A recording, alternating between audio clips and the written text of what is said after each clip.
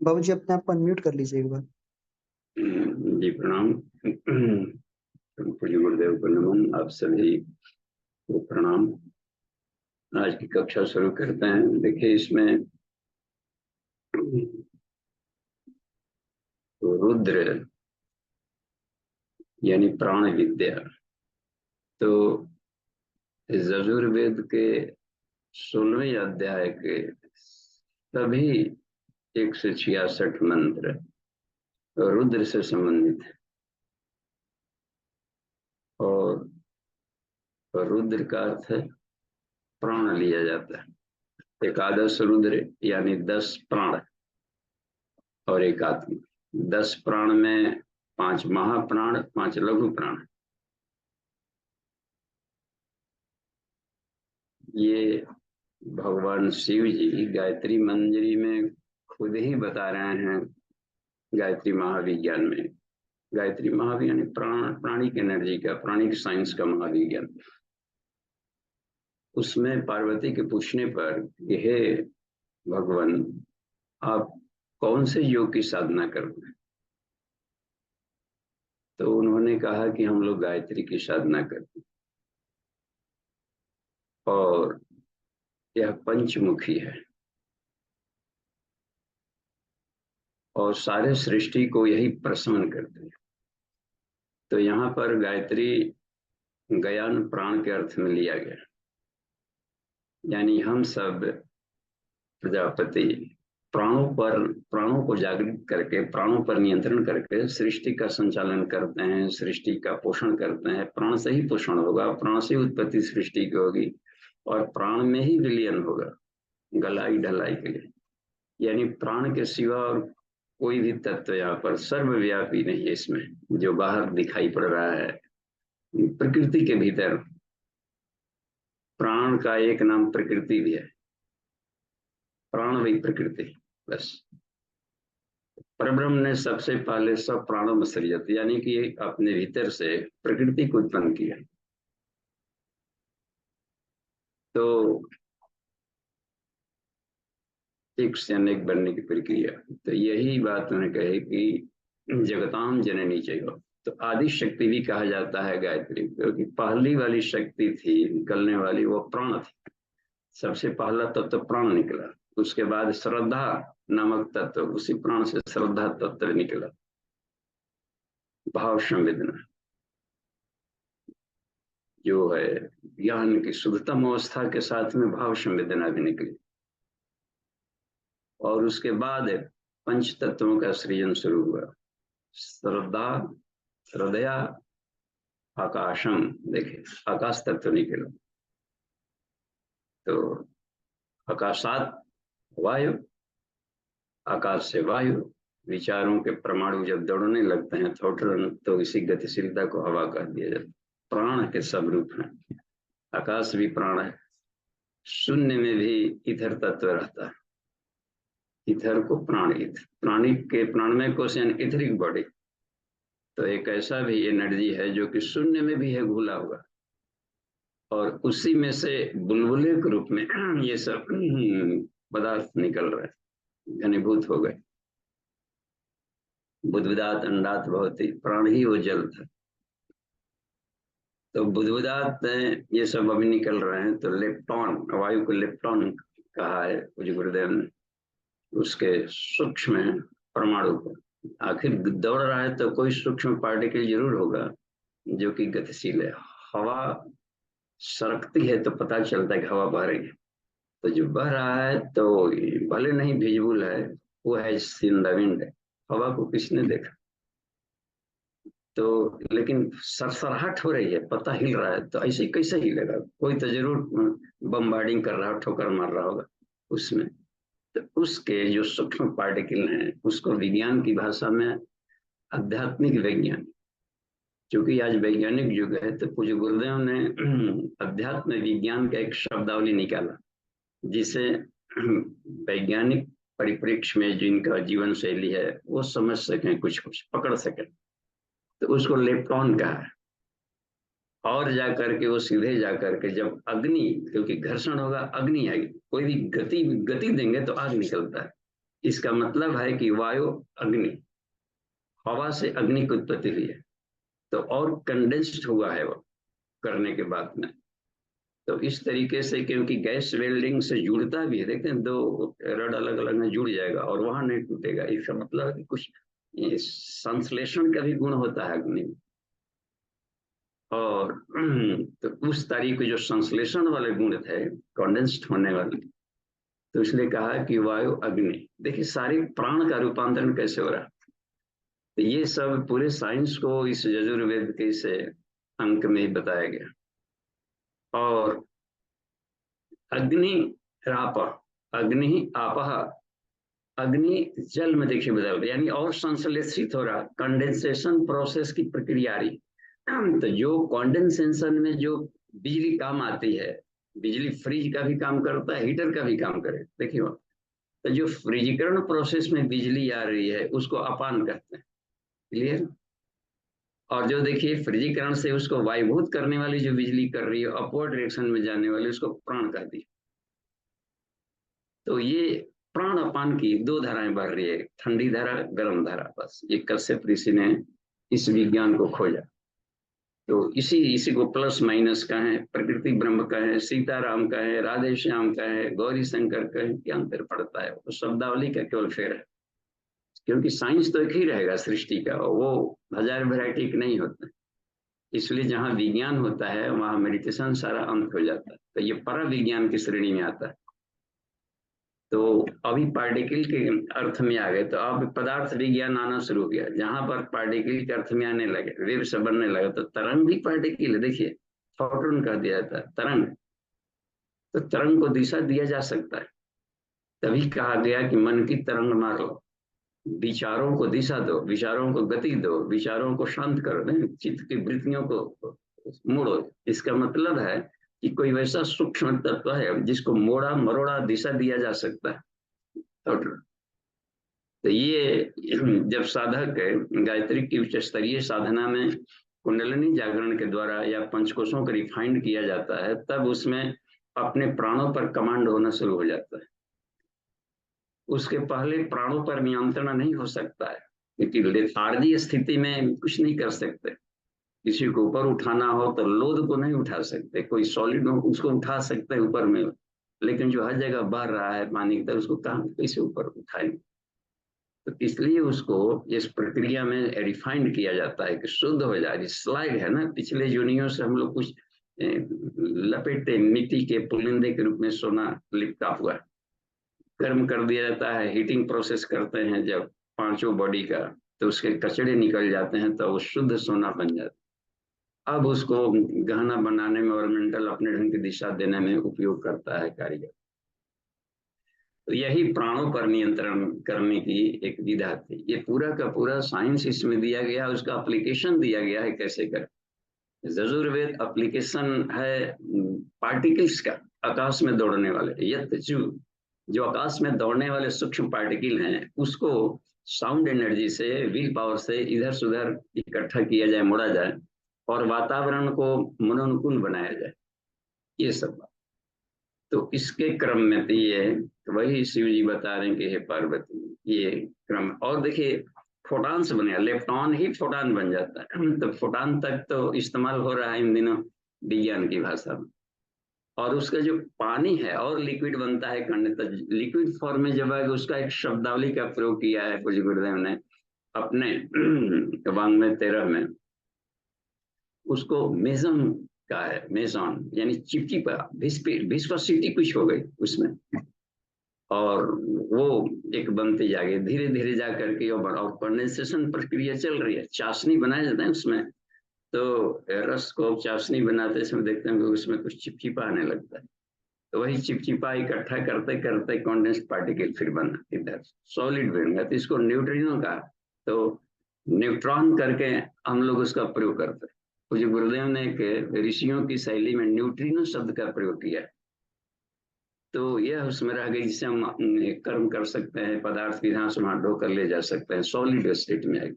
तो ये सब प्राण कहाँ सूक्ष्म था, भाव विचार के रूप में आते आते पदार्थ के रूप में बदल गया, देखिए। तो उसको उल्टी दिशा में जर्नी किया जाएगा तो जाते जाते जाकर प्रकृति में गए और सीधे ब्रह्म में जाकर विलीन हो। तो आत्मा अनुसंधान में यह आवश्यक है कि हमको इसका पूंछ पकड़ा जाए। इसी कहा है गाय का पूंछ पकड़िए। तो गाय का पूंछ पकड़ने से लग रहा है ना कि प्रत्यक्ष इधर गाय का पूंछ पकड़ करके पूंछ छुआ दीजिए, मर रहे हैं, अब दादाजी पूंछ छुआइए, बतर नहीं पार करेंगे। तो गाय का पूंछ यानी गायत्री महामंत्र का पूंछ पकड़ा जाए तो वो सीधे ब्रजत ब्रह्मलोकम यानी बिल्कुल ही ब्रह्म से साक्षात्कार करा देगा। तो ये उसका कहने का एक दर्शन उसमें दिया जाता है ये करने का। और उसमें प्रत्यक्ष इस गाय का भी भूमिका रहती है, क्योंकि इसके सारे प्राण ऐसे हैं जो प्राणों को शुद्ध करते हैं, अपवर्ड दिशा में ले जाते हैं। तो इसलिए इसका भी नाम ऋषियों ने गाय रख दिया। इसके हर उत्पाद आत्मा को प्रक्षालित करता है और शुद्धिकरण करने में काम आता है। तो अब यहाँ पर हम लोग देखें कि 10 प्राण है एकादश रुद्र में। तो 10 महाप्राण में आ जाता है मस्तिष्क चले, तो एक यहाँ पर महाप्राण है और साथ में वहीं पर एक लघु प्राण है, उसका सहयोगी सहचर, क्योंकि 2 पॉइंट मिलेंगे तभी वहां बिजली पैदा होगा, समझिए।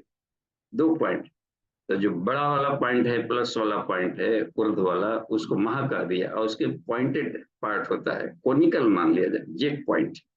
तो 2 रहेंगे तो उसको चिमटा की तरह यदि कुंभक किया जाता है, इस मान लीजिए शक्ति चालनी मुद्रा ब्रेन में कर रहे हैं, तो अकुंचन प्रकुंचन वहां पर होगा। जैसे ही शक्ति चालनी मुद्रा में नीचे से क्रेनियल मसल को कॉन्ट्रैक्ट करके ऊपर किया और क्रेनियल मसल को भी यदि कॉन्ट्रैक्ट करेंगे तो दोनों आसानी से आपस में जुड़ता है, तो वहां स्पार्क करेगा रेटिकुलर एक्टिवेटिंग सिस्टम। इसलिए एक को व्यान और एक को वहां पर धनंजय कह दिया गया। आध्यात्मिक भाषा में व्यान को कृष्ण भी कहते हैं, धनंजय को अर्जुन कहते हैं। देखिए यहाँ पर एक सीधे बॉडी सिस्टम से जुड़ा हुआ है संसार से, और एक बिल्कुल उसको गवर्निंग कर रहा है अध्यात्म में। एक साइको है, एक सोमैटिक बॉडी सिस्टम से जुड़ा हुआ। तो ये दोनों बुद्धि हम इस्तेमाल कर सकते हैं, यानी आदमी अपने मस्तिष्क का इस्तेमाल, मन का, माइंड का इस्तेमाल जो है, माइंड एक ऐसा तत्व है जिसको हमको देख नहीं पाएंगे, एक आकाश से भी सूक्ष्म, लेकिन वो माध्यम तो बनाएगा किसी चीज को। तो शरीर के भीतर में ब्रेन को माध्यम बना देता है। तो जो ब्रेन जितने बढ़िया साफ सुथरा हो, कुछ खटपुट ना हो, कंप्यूटर दे दिया जाए काम कीजिए, और कंप्यूटर में हैंगिंग है, जाम है, स्लाइडिस है, कुछ काम ही नहीं करेगा, क्रिकेट बटन दबाए कुछ काम नहीं करेगा। कंप्यूटर भी होना चाहिए हेल्दी, स्वस्थ और बिल्कुल रिफाइंड। खटारा से नहीं बात बनती। मशीन दे दिया गया, गाड़ी लीजिए जाइए, जाना है पार्ट, गाड़ी लीजिए, और गाड़ी स्टार्ट ही नहीं हो रही। इस सब जलखर फलखर से नहीं बात बनती। इसलिए दोनों होता है। इसलिए ब्रेन को भी रिफाइंड करना पड़ता है प्राणायाम के द्वारा। प्राणायाम जो ये अपना ब्रेन है उसको बिल्कुल चमका देगा, जब चमका देगा तो माइंड इसका इस्तेमाल कर लेगा बढ़िया, बस।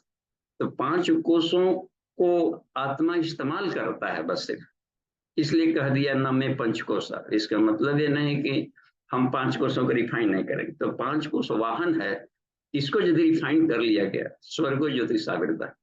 अथर्ववेद का कहना है कि शरीर में ही धरती पर स्वर्ग का आनंद व्यक्ति ले सकता है, इसी शरीर में आत्म साक्षात्कार कर लेगा। तो केवल शरीर में उलझे मत, इसलिए कह दिया शंकराचार्य ने में पंचकोशा। केवल योग को आगे बढ़ते जाएं, इस कोष को साफ कर लिया तो साफ करते करते ही न मर जाए। साफ किया तो जो चमक आई, उस चमक को खोजो, वो कहाँ से चमक आई थी। मन गति देता तो मन किसके बल से मन काम कर रहा था, बुद्धि किसके बल से तर्क कर रहा था, ज्ञानेंद्रियां किसके बल से काम कर रही थी, कान किसके बल से ये श्रवण कर रहा था, केनोपनिषद। तो अब पता चलता है कि उसको फॉलो अप करने के लिए बात, इसको हम इसके पीछे भागेंगे तो बंधन में, इसको फॉलो करने जाएंगे तो मुख्य दिला देता है, यानी कि हम सुप्रीमो को पालेंगे। तो ये क्रम था। तो इसी तरीके से अब देखिए यहाँ पर गले वाले एरिया में आकाश तत्व, यहाँ भी एक विशुद्ध ही चक्र में आ गया। तो उदान और देवदत्त 2 प्राण, हार्ट वाले रीजन में प्राण और नाग, नाभि वाले क्षेत्र में आ जाता हम लोग का एक समान और क्रिकल, ठंडा और गर्म पानी भी पीते हैं उसमें, और गर्म पानी भी डालते हैं। दोनों बात चलती है कि ईंधन काम करता है, पेट में आग कहा जाता है, जठराग्नि, इसका मतलब कि आग भी है। एसिड फॉर्म में रहता है, HCl वहां पर काम करते रहता है, जो खाली उसको गलाएगा वगैरह करता है। हाइड्रोक्लोरिक अम्ल तनु उसमें निकलते रहता है स्टोमक, पेट के दीवार, तो उसको आग कर दिया जाता है। और पानी भी डाल देते हैं, कब जब पच गया तो अब उस स्लैग को, उसको काइल जो उसके लुगदी बन गया है पच करके ले, उसके लिए फिर पानी डालना पड़ता है कि विभिन्न अंगों में नीचे जाए और उसको फिर जाकर उसमें से रसों को ये किया जाए, पीस करके उसको भीतर ले जाए बॉडी में। इसलिए वहां पर समान भी है और क्रिकल भी है। उसी में कमोबेश हो जाता है तो वात फॉर्मेशन होता है, गठिया साइटिका का रोग होता है। तो जिस व्यक्ति को प्राणों पर नियंत्रण है, सवाल ही नहीं कोई रोग होगा। साफ लग रही है इसमें बात। तो प्राण का जागरण ही गायत्री महामंत्र की प्रेरणा है। गायत्री महामंत्र यानी प्राणिक एनर्जी पर प्रैक्टिकल करना। केवल थ्योरी में हम लोग पढ़ते रह जाएंगे और प्रैक्टिकल में नहीं उतरेंगे तो रिजल्ट नहीं दिखेगा। बस इतने साल से जब कर रहे हैं वो करते रहिए, तो केवल एक ही पक्ष न हुआ। जब साइंस है तो साफ है कि प्रैक्टिकल भी होगा इसमें। तो गायत्री के क्रिया योग से प्रैक्टिकल कहा जाता है, और वो सब गायत्री मंजरी में है। महाविज्ञान का तीसरा भाग प्योर प्रैक्टिकल है। इसलिए थर्ड पार्ट जब तक से ना पढ़ेंगे तो प्रैक्टिकल में गए ही नहीं तो रिजल्ट कहाँ से मिल पाएगा। और ये कंपलसरी लिखा है गुरुदेव ने कि हर गायत्री साधक को अनिवार्य है कि प्रैक्टिकल करे, और ये पांचों कोषों को रिफाइंड करे। उसके भीतर में जो आ जाएगी उसकी जो साइंस क्रिया है, मैग्नेटिक फील्ड जो काम करता है शरीर के भीतर में, मेरुदंड मार्ग में चलने वाली मेन बिजली है जिसको कुंडलिनी कहा जाता है, उसको अब दिशा देना शुरू करे, जो कि पूरे यूनिवर्स में काम करती है। ये बिल्कुल ही साफ है। अब इसमें हम लोग जाकर देखते हैं। अब आइए आज अंतिम 12 मंत्रों को देख लेते हैं। तो अपने यजुर्वेद को खोल लीजिए, यजुर्वेद के 16वें अध्याय में पहुंचिए। 56 से लेकर के 66 तक आज लास्ट है। तो 56वें हम भी देख रहे हैं। 56वें में क्या है, 55 तक हो गया था। 55 तक हो गया था। देखिए इसमें 54 55 में 54 से शुरू हुआ था लेकर के, तो उसमें से 2 दे दिया था। अंतिम कड़ी देखिए, तेसा गंग जो है लिखा है लास्ट वाले कड़ी में, 54वें वाले को थोड़ा सा बैकअप करता है। देखिए तो उसमें देखिए, असंख्यात सहस्राणी ये रुद्रा अधिभूम्यम तेषाम सहस्त्र योजने अवधनमानी तन्मस। तो जो पृथ्वी पर यानी कि भूमंडल में रखा गया है, जिसको कह सकते हैं वैसा फोर्स जो कि होता है ना, ये जमीन पर जो काम करते हैं, डिफेंस, डिफेंस से जुड़े हुए जो जमीन पर होता है वाले सब, तो इसमें काम करने वाला जो है, अपने जो सैनिक है, योद्धा है, अपने बल को भर्ती करे, प्राणायाम करके बढ़ा लिया। इसमें जो पॉजिटिव बल है उनका विस्तार हो, और जो इसमें उधर से भी दुश्मन पक्ष से भी तो होंगे जो भूमि पर इन पैदल सेनाओं को, इस सेनाओं को जो डिफेंस में काम कर रहे हैं, तो उनके हानि वाली जो किरणें होती है वो हानि हम पर ना आवे। कितना कमाल की बात कही है। और साथ में जो 55वें वाले जो बात थी, इसमें से 55वां वाला में था ये नेवी और एयर विंग वाले, तो जो अंतरिक्ष में है या जो जल सेना है, इसमें भी दोनों रहेंगे। तो हमारे जो योद्धा है जो पॉजिटिव है, आत्मरक्षा में जो काम कर रहे हैं, इसकी रक्षा हो। और लेकिन जो उसके जो दुश्मन पक्ष हैं, हमको चैन से नहीं जीने दे रहे हैं कि हे रुद्र, हे प्राण, उसको कोसों दूर रखो, ये करने का। तो यहाँ पर यह दिया है कौन से हम कोसों दूर रहे, तो तीनों विंग का आ गया इसमें। देख रहे हैं कितनी कमाल की बात थी। तो इसकी वैदिक साइंस हमें दिशा देता है कि कैसे कभी भारत पूरे विश्व का जगत गुरु था, वैदिक साइंस के लिए था। इसका तंत्र पक्ष भी और इसका ज्ञान पक्ष भी दोनों समृद्ध था। इस पर प्रैक्टिकल किया जाता था। अपने भीतर में बहुत सारे सूत्र हैं, इसके इसके हर सूत्र के इनफाइनाइट गहराई है। इसमें कूदनी पड़ेगी, कुछ लोगों को तो रिसर्च में उतरना ही पड़ेगा इसमें, और जा करके देखा जाए इसमें। तो और जल भी देखिए इसमें साफ से लिखा हुआ है। इसमें जो 55वें मतलब दोनों आ गया था विंग के लिए, 55वां में जाकर देखिए अस्मिन, देखिए महति अर्णव, देखिए ना, अर्णव अंतरिक्ष है, तो ने भी जल, और जाकर अंतरिक्ष है तो वायु मार्ग से जो अपने काम कर रहे हैं वायु से, इनमें हमारे प्राणिक एनर्जी का लाभ ले। तो पूरा विश्व में जाना पड़ता है करने के लिए। तो केवल पृथ्वी तक ही हम सिमट के नहीं रह सकते। आकाशीय विद्या है, आने वाले ग्रह नक्षत्र भी आ जाते हैं कभी लाइन में, तो मैग्नेटिक फील्ड गड़बड़ा देते हैं, और भूकंप, महामारी तरह तरह के आते हैं, तो घातक किरणें भी सब आती। और आ गया कि देखते कि 9 ग्रह एक सिद्ध में आ रहे हैं, ये घटना वो घटना, या समुद्र में चंद्रमा की गति के चलते ज्वार भाटा आ रहा है।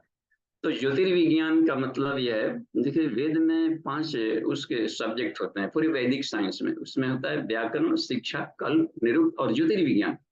आकाश में जो चमकीले पिंड है, ज्योति, जिसको हम लोग ये नक्षत्र सब बोल रहे हैं, जिसका अपना प्रकाश है खुद, जो खुद स्व प्रकाशित है, प्रकाश फेंक रहे हैं, तो ये मैग्नेटिज्म है इनके। ऐसे भी जो प्रकाश नहीं दे रहे हैं वो भी मैग्नेट, लेकिन वो दूसरों प्रकाश से प्रकाशित कर रहा है। तो ये जिसके मैग्नेटिक फील्ड आएगा तो साफ है कि एक सिद्ध में आ गया, तो सबके मैग्नेटिक फील्ड पृथ्वी पर आया तो जरूर है कि इसके पृथ्वी के चुंबकत्व को प्रभावित करेगा। तो ऋषि लोग क्या करते थे, आर्यभट्ट ये सब जो ऋषि गण थे, तो आदमी भी चूंकि चुंबक है, तो अपने उसलिए कहा जाता है कि ग्रहण वगैरह के समय में जब एक सिद्ध में गया है तो आप ध्यान करें, जप करें। इस जप से क्या होगा कि अपनी आभा मंडल का मैग्नेटिक फील्ड चमकीला होगा, तो घातक आने वाली किरणें अपनी आभा मंडल से रिफ्लेक्ट होकर के लौट जाएगी। तो समझिए कितना लाभ अधिक मिल गया। अच्छा पुण्य कह दिया जाता है तीर्थंकर। लेकिन कैसे साइंस काम करता है, इस वाले क्षेत्र में थोड़ा हम लोग डुबकी लगा करके देखें कि बहुत ही जरूरी है इसमें लेकर के, तो पृथ्वी को बचाया जा सकता है। तो इस ये है बात थी। तो हम लोग केवल केवल अंगूठी पहनने भर से बात नहीं बनेगी, ये बात बनती है कि अपने आत्मशक्ति से आकाश पिंडीय से आने वाली जो घातक किरणें हैं उससे खुद सेल्फ रक्षा किया जाए। जब नैनम छिद्यंती शस्त्राणी कहा गया गीता में कि इसको कोई भी बाण नहीं भेद सकता, इन घातक किरणों से अपना किया पूरे पृथ्वी को बचाया जा सकता है। यही प्रक्रिया कभी रही होगी कि राम राज्यकाल में दैहिक दैविक भौतिक तापा, दैविक भी प्राकृतिक प्रकोप भी नहीं आया करते। तो ये काहू नहीं व्यापा, इसका मतलब है कि उन दिनों गायत्री साइंस पर प्रैक्टिकल सब लोग करते हैं। निशी प्रवेश गुरु ऐसु दीना, सभी संध्या बंदन की ना, सब सब खुमचा वाले, घर वाले, साधु पंडित और जितने भी है विद्वान प्रोफेसर और ये वाले लेबर क्लासेस, सब ही सब जाओ संध्या बंदन कर। संध्या बंदन किया, 5 मिनट गायत्री महामंदिर का जप और सविता का ध्यान, यानी आत्मा से परमात्मा को जोड़ करके चार्ज हो जाता है कि दिन भर काम करना है अपने अपने फील्ड में, अपने ढंग से, और संसार में हम डिजीज फ्री जी सके। ये कमाल की बात। अगले बात देखिए 66वें से यहाँ पर 56वें से जाकर शुरू हो जाता है आज की कक्षा। तो 56 जाकर देखिए, नीलग्रीवा शितिकंठा दिवगन रुद्र उपस्त्रिता, जो उस आश्रम है, तो 2 शब्द का प्रयोग किया है, नीलग्रीवा शितिकंठा। इसका मतलब होता है साफ की आकाश में नीलग्रीवा, यानी कि अल्ट्रा वायलेट किरणों के माध्यम से भी घातक किरणें आती है। और विजिबल को व्हाइट कहा गया, व्हाइट जो कि प्रत्यक्ष विजिबल लाइट है, विजिबल लाइट है व्हाइट। व्हाइट किरणें में फिर जाकर के 7 किरणें आ जा रही है, बैगनी, नीला, आसमानी, हरा, पीला, नारंगीला, लेकिन मिलाने पर व्हाइट बनती है। तो ये जो कंठ हैं, ये जो निकल रहे अंतरिक्ष से आने वाली जो घातक किरणें हैं, इससे कह रहा है कि तेषाम सहस्र योजने वधन्वाणी तन्मसी, हे रुद्र इनको सहस्त्र कोसों दूर हमसे रखें, इनके बाण हमको घातक न बने। क्योंकि इसमें सभी लोग रहे ना, साधु भी रह रहा है और लोक सेवी भी इसी में जी रहा है, इसी घातक किरणों में। अब कोरोना का वायरस आ गया था तो उसमें तो मरीज भी जी रहा है और डॉक्टर भी तो इसी में दौड़ रहा है। तो वो तो जाएगा ही, हैजा फैला है, सब छुप करके भाग जाएगा, उस गांव में हैजा है तो इलाज कौन करेगा। तो इलाज ट्रीटमेंट करने वाले रुद्र के सैनिक भी मानते, और वो भी हानि पहुंचाने वाले कि तू आलसी था, स्वच्छता नहीं रख रहा था तो पकड़ रहे, वो भी रुद्र है। देखिए प्राण की दोनों गति होती है, हानिकारक भी आएगा क्योंकि बिजली बिजली है, बस सीधी सी बात, ऊर्जा ऊर्जा है। तो जो अपने आप की कमजोरी थे, खान पान में कमजोरी हुआ, अप्राकृतिक रहन सहन हुआ, रूटीन गड़बड़ाया, अड्ड बड्ड अज बज खाते रहे, पेट में को कबाड़ी का घर बना दिया। इसी के बुझबुझाहट में कब्ज होता है, दस्त होता है, पुरस्कार में आते हैं, हे कीटाणुओं बारातियों कहाँ जा रहे हो, यहाँ है पेट में तुम्हारे लिए बढ़िया, यहाँ वो पड़ाव डालो रह करके। तो रोग कीटाणु सब बाराती होते हैं और उनको इन्वाइट करता है आदमी गलत खान पान करके। तो यही इसमें जो बात बताई गई है, नीलग्रीवा इसको कह दिया गया और शितिकंठा। अगले बारे में भी देखिए, नीलग्रीवा शितिकंठा सर्वा अध क्षमाक्षरा, तो ते शाम सहस्र योजने अवधन्वानी तन्मसे। तो तो ईशान सहस्त्र योजन आगे वाले हर एक मंत्रों में आ रहा है, आधा वाला पार्ट। इनसे हम सहस्त्र योजन दूर रहें और वो हम पर प्रभाव ना पड़े। लेकिन सहस्त्र योजन दूर तभी ना जाएगा जब अपनी रोशनी वहां तक जाएगी। यानी अव का मतलब होता है अवति, विस्तार करना भी होता है, और अवति रक्षा करना भी होता है कि इनसे हमारी रक्षा हो और हमारा विस्तार वहां तक हो ताकि हम न सिर्फ अपना रक्षा कर सके, पूरे भूमंडल तक के अन्य अपने सराउंडिंग समाज के अन्य लोगों को भी रक्षा कर सके। तो इस तरीके से विभिन्न तरीके से इसके वेद के भाष्यकारों ने अपने अपने ढंग से इसका चित्रण किया है। तो आगे चलकर देखिए, इसमें सर्वा कह रहा है, इसमें सर्वा अधक्षमाक्षरा, सर्वा कहते हैं जो जमीन पर, ऊपर तो हो गया है, और जमीन से नीचे भी कुछ हिंसक रहते हैं। अब या जमीन में, जंगल के भीतर में गुफा, तो हिंसक बाघ आ गया, जिसे ना हिंसक जो नरभक्षी हो जाते हैं, ऐसे भी कुछ बाघ होते हैं जो नरभक्षी हो जाते हैं। तो इनसे कोसों दूर हमारी प्राणिक एनर्जी से बचानी है, नहीं तो किसी गांव में भाग गया तो अनेकों मनुष्यों को बर्बाद कर दे। और भी बिल में रहने वाले नीचे है, सांप वगैरह भी हैं जो कि एकदम खतरनाक होते हैं। और इस तरीके से कहा कि जो भी खतरनाक तत्व हैं, और उसी में फायदेमंद भी होते हैं कुछ। तो किसानों को चूहा फसल काट दे रहा है, तो चूहा के बिल में कौन जा सकता है? केवल एक सांप ही है जो कि अपना बिल नहीं बनाता, क्योंकि उसके बिल में जा जा करके, टेढ़े मेढ़े जा करके उसको, किसानों को फसल बर्बाद। इकोलॉजिकल बैलेंस में ये दोनों काम आते हैं। तो पूरे इकोलॉजी के लिए कह रहा है कि हम देखें कि कौन हानिकारक तत्व है और कौन जा करके फायदेमंद है। हानिकारक बैक्टीरिया को मारें और जो फायदेमंद है उसको हम लोग बढ़ाएं। तो ये है, सारे रुद्र है, सब प्राणिक एनर्जी है जो टहल रहे हैं, तैर रहे हैं। तो यहाँ भी अपना गया क्षमाचरा भूमंडल के नीचे हैं, गर्भ में है, या उसमें देखा। अगले 58वें में देखिए, ये वृक्षेशु फट पिंजरा नीलग्रीवा विलोहिता, जो वृक्षों में, औषधियों में कहा गया, औषधि शांति, वनस्पति शांति, हर्ब सर्व ट्री, इसमें भी औषधियां भी रहती है और पॉइजन भी रहते हैं। इसी हर्ब सर्व ट्री में से निकल गया, लक्ष्मण को शक्ति बाण लगा हुआ है, तो अब इसमें देखिए, उसमें तो ऐसा भी होता है कि जहरीला खा करके और भी जल्दी मार डाले। और संजीवनी बूटी भी था जो कि जीवित कर दे रहा है, कोमा में मूर्छित पड़ा है तो जीवित करके ला दे। तो इसमें यह बात कहिए कि जो वृक्षों में है, वनस्पतियों में है, औषधियों में है, मेडिसिनल, ऐसे भी खान पान के समय पता नहीं चलता है कौन बाजार से साग सब्जी लाया है, हो सकता है कि रिएक्शन भी कर जाए, बढ़ जाए, मालूम नहीं था, और पहले से ठंडा की बीमारी है और शीत बीज वाला सब्जी ला दिया तो ठंड बढ़ा देगा। केवल केवल सब्जी खाते हैं से बात नहीं बनेगा, देखना पड़ता है कि तासीर कैसा है उसका, ठंडा है कि गर्म है। और कफ बढ़ गया, और कफ बढ़ाने वाला चीज फिर साग सब्जी और बढ़ा दी। कफ बढ़ा है, बैगन खा लिए, केला का और जकड़िया करके लसड़िया दे। और कफ निकालने वाला टमाटर खा लिए, रोल खा लिए, ये क्या बोलते हैं कि पालक खा लिए, या होता है ना साग में बथुआ खा लिए। तो ये सब उष्ण बीज वाला तासीर, तो कफों को निकालेगा, कफ बढ़ाता भी है, कफ निकालता भी। तो अपने को देखना है कि किससे अपना संरक्षण करना है और किससे बचाव करनी है। तो ये है, वनस्पतियों के रूप में भी होता है जहरीले, सारी औषधियां शिव जी पर जिसे चढ़ा दिया गया, भांग धतूरा, तो शिव जी भांग धतूरा थोड़े खाते हैं, चढ़ा दिया गया। वो वैद्यक हैं, डॉक्टरों के डॉक्टर हैं, चिकित्सकों के चिकित्सक हैं, पूरे विश्व के भेषज है वो विज्ञानी। तो अब उनको चढ़ाया जाता है कि जहरीली औषधियों को हम अपने से नहीं खा लेंगे। जब आप कहिएगा कि अमुक रोग में, इस रोग में कितनी मात्रा में कैसे देना है, तभी हम लेंगे, क्योंकि यहाँ पर हर चीज उपयोगी है, बस क्योंकि हर कण में आप वास करते हैं। तो यहाँ पर देखिए, अब रह गया इसमें, तो वृक्ष वनस्पतियों में रह गया। और भी जाकर देखिए कितनी कमाल की बात है। ये है रोहिता वृक्ष आदि में। अगला सूत्र देखिए 59 वाला, ये भूतानाम अधिपतय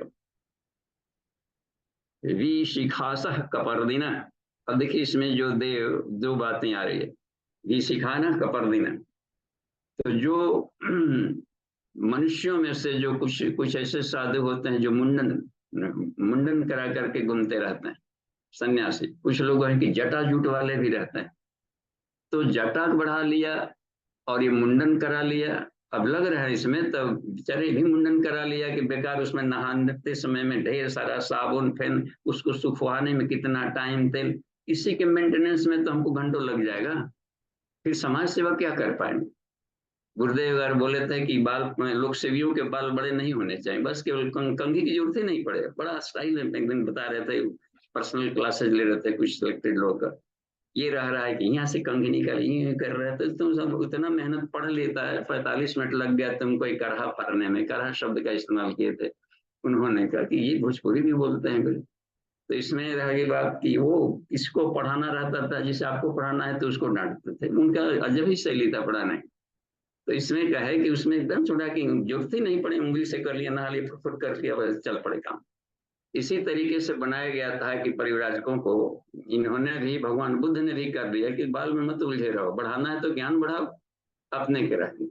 इसमें कहाँ सुलझ करके रह गए। तो संघमित्रा और ये जो महेंद्र निकले थे वहां, उनमें शामिल हुए थे और लंका के लिए गए थे, तो उनका भी मुंडन कराया। अब जाकर देखिए मुंगर योगा विद्यालय, वहां पर मुंडन इसलिए कर लेते कि हमारा सारा कंसंट्रेशन बॉडी की आउटर लेयर में ही, मेकअप में ना निकल जाए। साफ कर लिया, नहला लिया, रगड़ लिया और काम, भीतर तो प्राणायाम करना है, भीतर की जर्नी करनी थी। इसलिए तो ऐसे जो लोग हैं और समाज में जाना पड़ता है। अच्छा, मुंडन की सुविधा होगी। अब मुंडन अपने से चाकू नहीं चलेगा, मतलब है कि जो ग्राम लेवल में घूमने वाले जो संत होते होंगे, तो उन लोगों को, जो कि इसको कहते हैं साधु परंपरा में, परिव्राजक परंपरा में चलने वाले, तो ऐसे लोगों के जो वाण होते हैं, तो ऐसे लोग में जो पॉजिटिव ज्ञान देते चल रहे हैं सही मामले में। और हो सकता है कि कोई असुर उसी भेष में घुस गया हो। काल निमित्त तो भी राम राम कहता था और हनुमान जी से बढ़िया लय में गाता था, राम सिया राम गा रहा था, यही भ्रम में पड़ गए थे कि तो महाभक्त मिल गया। तो असुर हमेशा ताक में रहता है, उस वेशभूषा का इस्तेमाल कर सकता है ठगने के लिए और लूटने के लिए। तो ऐसों से बचाव बहुत जरूरी होता है, और इनका विस्तार हो और वैसे घातकों से अपना बचाव। इसके लिए अपने न ठगें न ठगाएं नहीं, ये इसमें रहता है। हर क्षेत्रों में इसकी जरूरत पड़ती है। और कपर्दिना जटा वाले, वो काहे जटा बढ़ा लिए, इसका मतलब है कि वो रिसर्च स्कॉलर था। वो जंगल में एकांत में जा करके वहां चला गया था जहां पर सैलून वगैरह की सुविधा न रही हो, और उस तरीके से रहकर उतना जब तक से जाता बाल बनवाने, उतना में कितना रिसर्च कर लेता। तो वो लाचारी थी, बढ़ गई थी, वेशभूषा बढ़ जाती है, जटा बढ़ जाता है, दाढ़ी बाल बढ़ जाते हैं, तो बाध्यता थी करने के लिए। लेकिन है रिसर्च स्कॉलर। तो एक ऋषि थे, एक मुनि होते हैं, दोनों दोनों एक रिसर्च करता रहता है, रात दिन अपने कुछ फॉर्मूलाज खोलेगा और दूसरा एप्लीकेशन करेगा उसको। तो एक तो जैसे भौतिक विज्ञान में भी देखिए, आइंस्टाइन हो गए, न्यूटन हो गए, और जितने भी ये होते हैं साइंटिस्ट जो रात दिन खोज कर रहे हैं, तो वो खोज करते थे फॉर्मूलाज। जैसे विश्वामित्र ऋषि वो बराबर निरंतर रिसर्च में रहते थे, फॉर्मूलाज खोज लिए इसमें कर, और उसको एप्लीकेशन कराया जाए तो अन्य फिजिशियंस करवाएंगे फार्मूलाज, उसके फार्मूला पर एप्लीकेशन करके और उसका ये करेंगे। आर्टिफिशियल में मान ली कि लीवर का सिद्धांत खोजा, उस पर मशीनें बनाने लगे, कितना लीवर का ताला है, हर लिया, यहाँ ढेंकी भी लीवर पर काम कर रहा है। तो यह है एप्लीकेशन वाले जो बात है कि इस दोनों तरह के जो विद्वान वैज्ञानिक हैं, इनका हमारा प्रणाम है कि ये अपने संस्कृति को, अपने ज्ञान विज्ञान को पूरे विश्व में फैलाएं।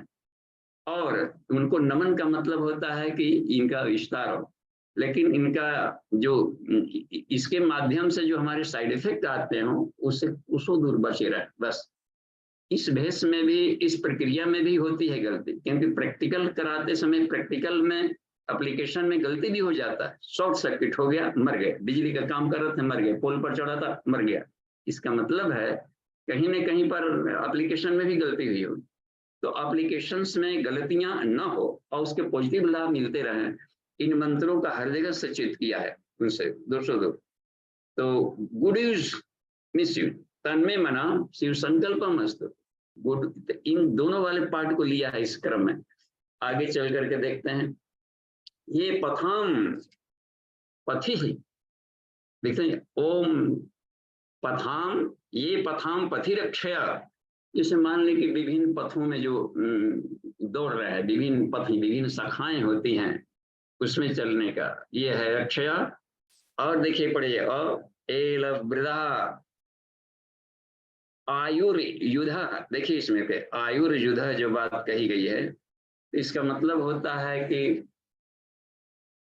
विभिन्न पथों में चलने वाले पथिकों, जिस तरह विभिन्न मार्गों के पथिकों, इसमें जो बुद्धदेव ने भाष्य किया है कि उसके जो रक्षक हैं और प्राणियों को पुष्ट करते हैं। तो विभिन्न मार्गों को एक अर्थ ऐसे समझा जा सकता है कि जीवन के विभिन्न क्षेत्र हैं विकास के, उसके अलग अलग प्रोफेसर होते हैं। अच्छा, स्कूल कॉलेज में साइंस भी पढ़ने जाएंगे तो साइंस के भी ढेर सारे सब्जेक्ट हो जाते हैं, आर्ट्स पढ़ेंगे तो आर्ट्स के ढेर सारे सब्जेक्ट होते हैं, कॉमर्स पढ़ेंगे उसके भी ढेर सारे सब्जेक्ट हो जाते हैं, बिजनेस मैनेजमेंट पढ़ेंगे तो उसमें भी ढेर सारा थॉट मैनेजमेंट ये हो जाता है, टाइम मैनेजमेंट, उसमें वेल्थ मैनेजमेंट में, अब उसमें ढेर सारे विषय हो जाएंगे। तो किसी भी फील्ड में विभिन्न आयामों में जो प्रोफेसर हैं हमें पढ़ा रहे हैं, काम कर रहे हैं, तो ये सब रुद्र हैं। ये सब देखिए राष्ट्र को विकास कर रहे हैं, समृद्ध बना रहे हैं, या अपने भी जीवन का है, खेती बाड़ी भी करना है, बाल बच्चे भी पैदा करने हैं, उनको संस्कारित भी करना है, तो ढेर सारे काम रहते हैं, और अपना अन्न वस्त्र आवास की भी सुविधा रखनी है। तो जीवन के विभिन्न आयामों में क्षेत्रों को पथ कह दिया, और उसके जो गाइडलाइन है बताने वाले जो प्रोफेसर है पथिकों को, ये उसके गुरु हो गए शिक्षण करने वाले। तो ये इनकी गुरु की गुरुता बढ़ती जाए, और इसके जो मिसयूज हो रहे हैं वो चाकू बना दिया, ठीक है, किसी ने इंजीनियर ने बना दिया, ठीक है, तो चाकू से फल काटने के लिए बना दिया, अब फल काट रहा पिठी छुरा भोगते चले सब जगह, तो वो बेचारे उसकी क्या गलती है, उसका उपयोग करने वाला भी हो सकता है। चाय बना लिया, ठीक है, चाय हो गया, नींद आ रही है, झपकी आ रही है, रात में जागना है, पी लिए, चलिए फ्रेश हो गए थोड़ा सा।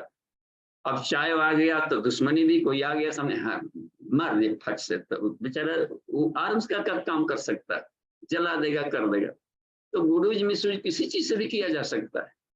तो इनके जो घातक प्रभावों से अपने आप को बचाओ, न खुद करे न खुद करने दे किसी को। इसका मिसयूज हर चीज में, पार्टिकल में शक्ति है। शक्ति साधना का मतलब होता है कि शक्ति का मिसयूज ना। लक्ष्मी की पूजा यानी धन को खूब कमाएं, समृद्ध बने, लेकिन धन का दुरुपयोग न करें अपने विलासिता के प्रदर्शन में, गरीबों का माहौल उड़ाने में, चिचोड़ी पड़ाका रवाइश देखते हैं, फिजूल खर्ची शादियों में। कुछ गुरुदेव ने एक वाक्य बोला है कि फिजूल खर्ची जिन शादियों में होती है वो मनुष्य को दरिद्र बनाती और बेईमान बनाती, बस ये बात रहती है। बढ़ गया आमदनी, बढ़ाया नहीं तो फिर रिश्वत वगैरह लेना लोग शुरू हो गया, तो इसमें बेईमान भी बना देते हैं और दरिद्र भी। औकात से अधिक खर्च कर दिए कि हमारी बड़ाई होगी, पूरा होगा, और अब हो गया, खेत बेच दिया, क्यों लेकर। वो सिंपल था, संस्कार था कि उस शपथ लेना था अग्नि के साक्ष्य में, क्यों इतना प्रदर्शन कर। जैसे हम गए थे बारात में भाग लेने के लिए, और रवाइश होता है ना, हम जो भालू डांस के समय रवाइश छोड़ रहा था, और लेट हो गया बारात करने में, और लेट हो गई, बुधवारी पहुंच रही है, तो बेचारा के एक ही बार जितना था आसमानी, एक ही बार माचिस बार दिया, तो लाया है खर्च करने का, वो कहीं इधर भाग रहा है, उधर कुछ बाराती में घुस रहा है, किसी के झूठा में फंस गया, बाल बाल धुआं दे रहा, नाक के पास से गुजर जा, गजब हो गया। तो एक तो घाटा भी गया, दूसरे भी गया, बारूद की गंध भी आएगी, तो मिसयूज। तो शक्ति साधक हम सारे भारतीय शाक्त हैं, यानी शक्ति का एक छोटा सा कण भी बर्बाद नहीं कर सकते। कहां से कहां अपनी पतन की अवस्था है। इसलिए इन वैदिक साइंस को प्रयोग करना बहुत जरूरी बात बन रही है। आगे चल करके देखिए, इसमें किसी भी चीज में मान लीजिए कि जिनका गुण कर्म स्वभाव कुछ भी हो, जब ईश्वर सर्वव्यापी है तो अपने विषय में पा सकता है। हम क्यों उसको सब्जेक्ट को बदलवा करके अपने धर्म में मरना, अपने धर्म में जीना बेहतर है दूसरों की नकल करने से। इसलिए हर साधक का अलग अलग गाइड देना पड़ता है कि उसके मन की बनावट कैसी है, शरीर की बनावट, रुचि किधर सा है, उसी रुचि के अनुसार उसको आगे तेजी से बढ़ेगा। अपना रुचि हम थोपेंगे तो मान तो लेगा, बात में बच्चे मान भी लेंगे, चलिए उनकी इच्छा है तो कर लें, लेकिन उसमें बहुत सफल नहीं हो पाएगा वो। तो इसलिए उनके रुचि के आधार पर उसका गुरु सिखाया जाए लाइफ में, तो हर कोई ग्रोथ कर सकता है। यजुर्वेद का जो 30वां वाला अपना है, तो उसमें भी देखेंगे तो उसमें हर फैकल्टीज के बारे में रिस्पेक्ट दिया है, समाज के हर व्यक्ति को रिस्पेक्ट दिया। इसमें 26वां देखे, इसमें जरूर का 26वां का दूसरा वाला मंत्र है, यथे माम वाचम कल्याणी आवदानी जनेभ्य ब्रह्म राजन्नभ्यागम शूद्राय चार्याय चस्वाय चरण। यानी जो ब्रह्म वेता है, ब्रह्म ज्ञानी है, जो आध्यात्मिक प्रोफेसर हैं, वो रोजों वेदों का पढ़े, और जो राज्य संचालन में लग रहे हैं उसमें कह दिया है, उसमें वो दोनों का शुद्रा है उसमें, और जो विशेषों को कह दिया है, तो जो आर्या इसमें विशेषों को, जो वैश्य हैं और व्यवस्था में जो क्षत्रिय हों, ब्राह्मण हों, वैश्य हों, शूद्राय जो शूद्र हों, श्रमिक वर्ग हों, वो सभी लोग वेदों को पढ़ें। और जो स्वाय जो नौकर चाकर हों या जो महिला वर्ग हों, और अरणाय जो अत्यंत गिरे हुए लोग हैं, बिल्कुल लुंज पुंज डाउनफॉल में खराब है, उनको भी वेद पढ़ना जरूरी है, क्योंकि यही तारेगा सब कोई को करने का। समानो मंत्र समिति समानी चिल्लाता है वेद के सारे मंत्र सभी लोगों के लिए एक समान है। समाना मना इसमें कहा गया है, सच्चितमेषाम, तुम्हारा मन और हृदय एक समान हो। प्राण एक ही है, भू प्राणिति मुनियो वेदांत पारंगरा। मुनि लोग भू को प्राण कहते हैं। ओम भूर्भुवः स्वः भू प्राण स्वरूप, और सारी सृष्टि प्राण से ही बनी है। इसमें बड़ा छोटा की फिर कहाँ लग रहे ना कि बड़ा छोटा के जो भेदभाव, ज्येष्ठा सो अकनिष्ठा सो, तुम यहाँ पर कोई बड़ा छोटा, सब कोई प्राण से बने हैं। तो इसलिए जो भेद दृष्टि आती है वह अपरिपक्व मस्तिष्कों में आ रही, उसको अभेद की दृष्टि में यानी तभी संभव है जबकि हम प्राण की साधना करेंगे। और हिरण्यगर विषय कहा जाता है।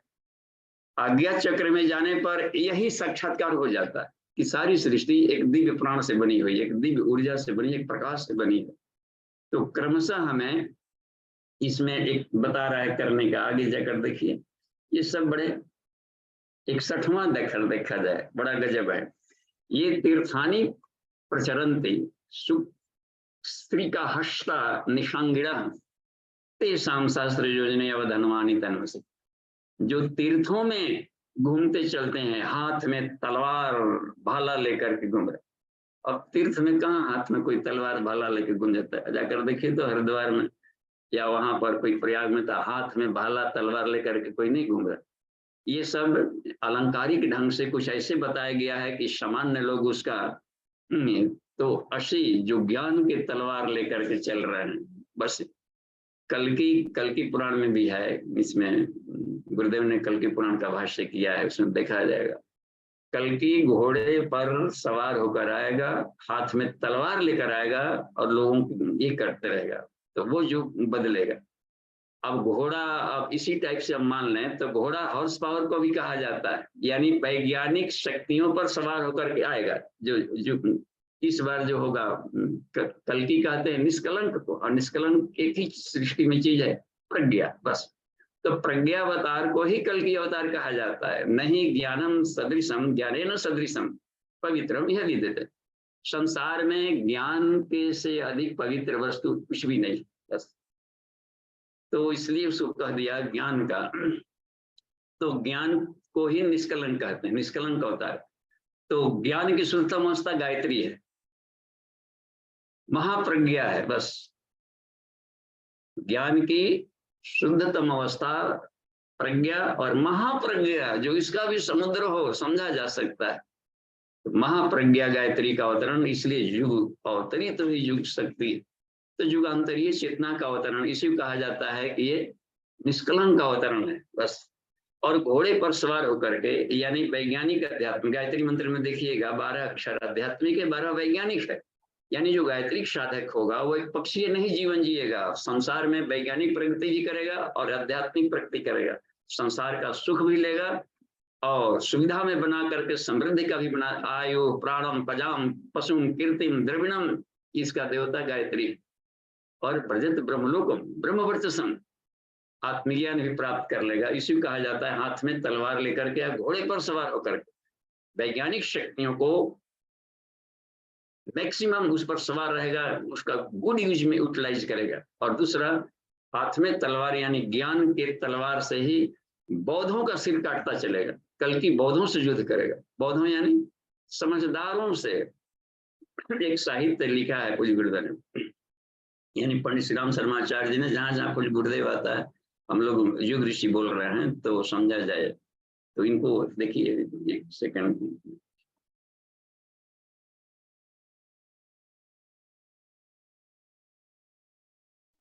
हाँ, तो उसमें क्या है, समझदारों की नासमझ।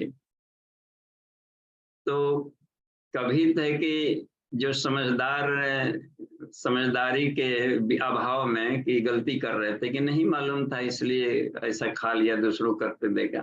लेकिन जब जानबूझ करके कि हम पढ़े लिखे हैं, सब कुछ है, समझदार बन गए और फिर भी सिगरेट पी रहे हैं, तो जबकि लिखा है स्टैट्यूटरी वार्निंग, देखिए smoking is injurious to health, बस इट कॉजेज कैंसर, ये भी कहीं कहीं लिखा हुआ, इससे कैंसर हो सकता है, धूम्रपान स्वास्थ्य के लिए हानिकारक है।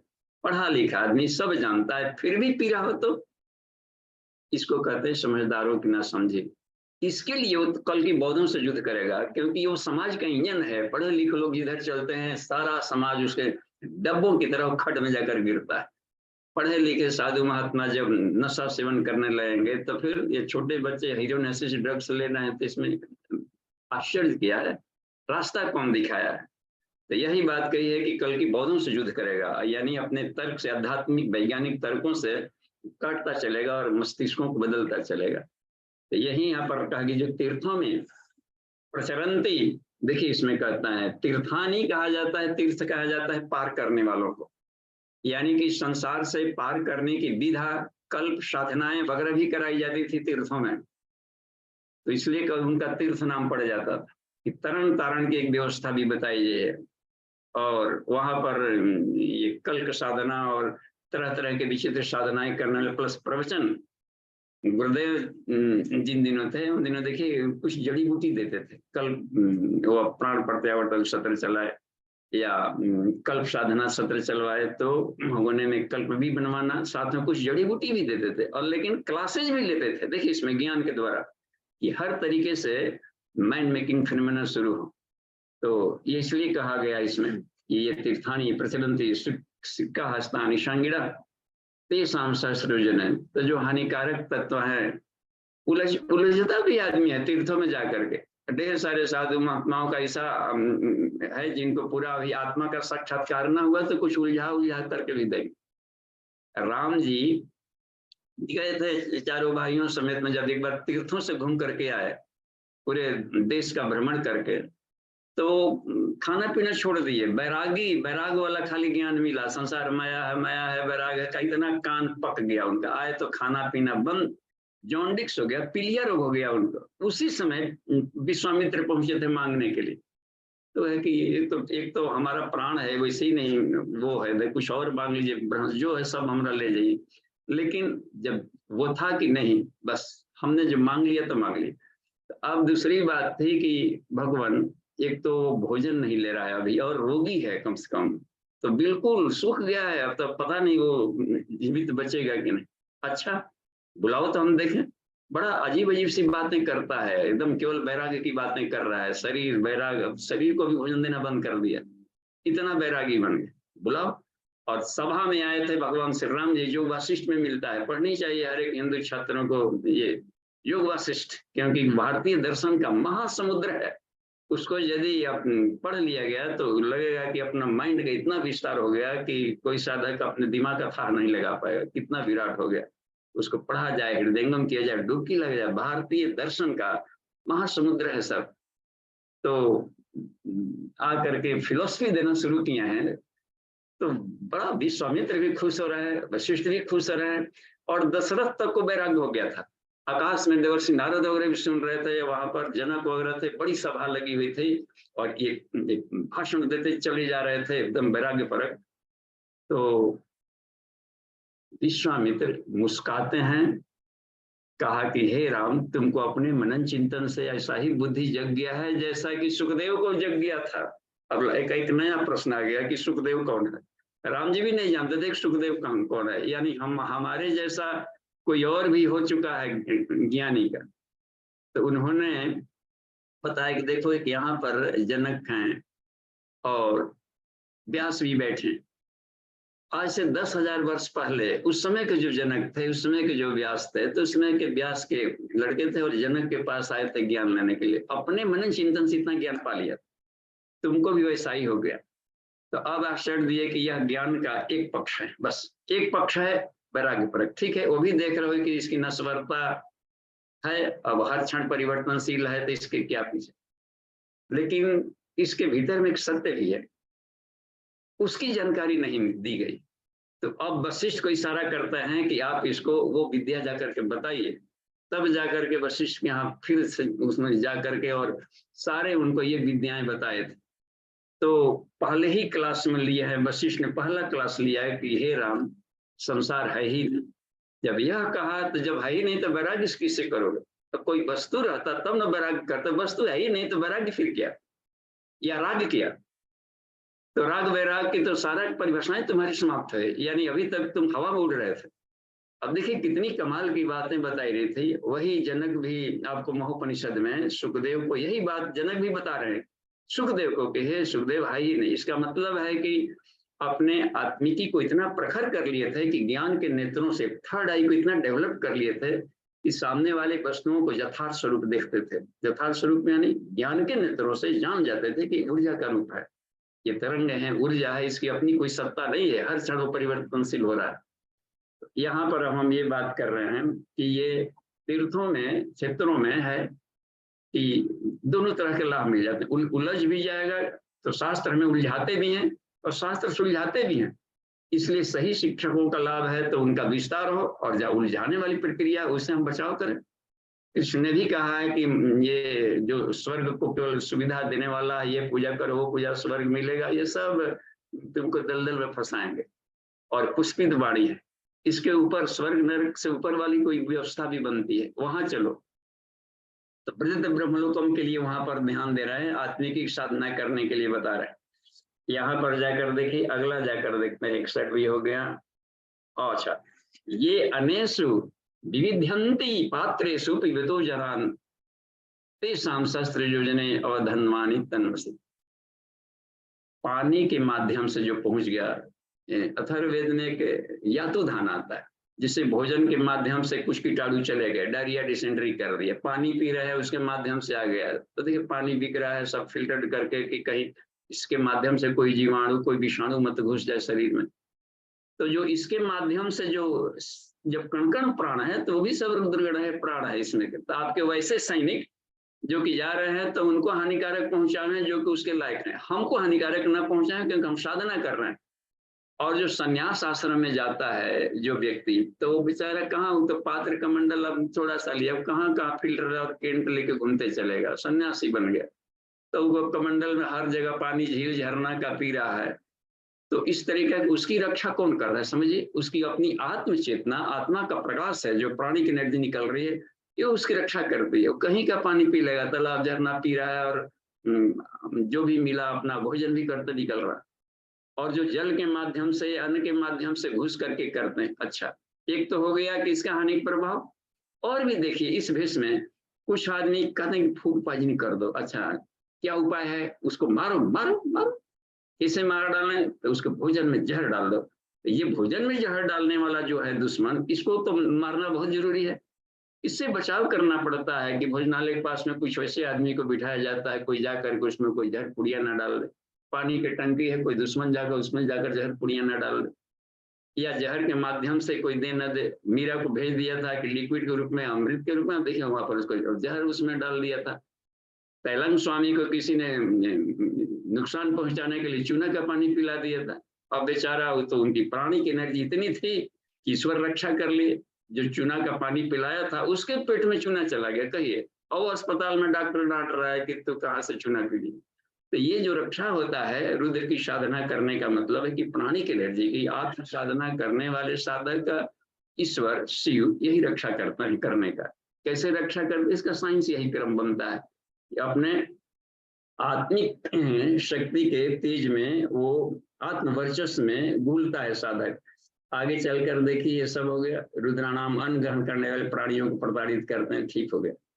63वां में देखिए, और देखिए, एतावान्तस्य भूयांशस्य दिशो रुद्रा विदे स्थितो।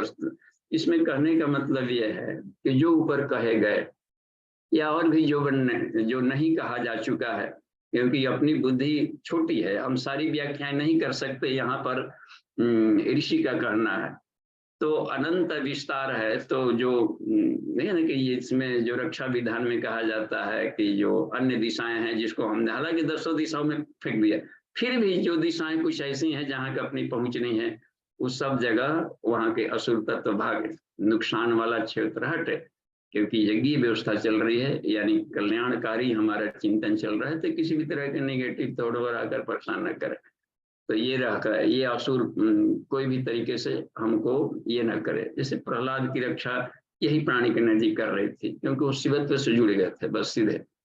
तो यही कहा गया है कि किसी भी तरीके से हो। लेकिन जो लास्ट अब देखिए 64, 65, 66 ये मंत्र हैं, इसमें भिन्नता आ गई है थोड़ा, और इसके बहुत लंबे हैं।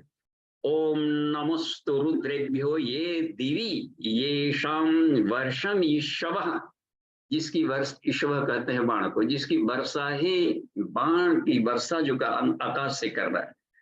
तो नमस्तु रुद्रेभ्यो ये दिवी ये शाम वर्षम ईश्वः तेभ्यो 10 प्राचीर 10 दक्षिणा 10 प्रतीचिर 10 उदीशिर 10 ऊर्ध्वः तेभ्यो नमोस्तु ते नो पवन्तु ते नो मृडयन्तु ते यम विस्मो यश्च नो दृष्टि तम येषां जम्भे। देखिए जम्भे दध्मा, ये जो सूत्र बोले जा रहे हैं संस्कृत के, इसमें जो उसका भाष्य किया है पूज्य गुरुदेव ने, तो उसको हम लोग सरलीकरण करके देखते हैं। ओम नमस्तु रुद्रेभ्यो ये दिवी येषां वर्षम। अब स्थूल सूक्ष्म कारण, तो कारण अवस्था का मतलब होता है कि जो भावना क्षेत्र में काम कर रहे हैं, यानी ऐसे विद्वान, ऐसे गुरु जो सदगुरु की भूमिका में काम कर रहे हैं, देवलोक के माध्यम से आत्मज्ञान के को कहा जाता है यहाँ पर देवलोक वाला, उसमें जो काम कर रहे हैं, तो जो विद्या और विनय से संपन्न हो, यह कमाल बात, यानी कि जो प्रज्ञा और श्रद्धा से युक्त हों, ऐसे लोगों को 10 दिशाओं में प्रणाम है। कमाल की बात, जो प्राण की वर्षा कर रहे हैं। प्रज्ञा पुराण में एक बात आती है, भगवान विष्णु नारद से कहते हैं कि हे नारद, जा करके गायत्री महाविद्या की घनघोर वर्षा करो। घनघोर, अभी पात्र कुपार देखने की बात नहीं है, आकाश से घनघोर वर्षा कर दो। तो जो वर्षा शब्द कहा गया है ये आत्मज्ञान की वर्षा है, अमृत वर्षा की ध्यान धारणा, इसका भी लिया गया है। तो ये जो वर्षा है सिर्फ इसी पानी वाले वर्षे को नहीं कहते हैं, यहाँ पर जो रखा गया है इसमें, तो ये जो वर्षा कहा जा रहा है अंतरिक्ष से आने वाले, ये आत्मज्ञान की वर्षाओं से उनको 10 प्राचीर 10 दक्षिणा, यानी पूर्व दिशा में 10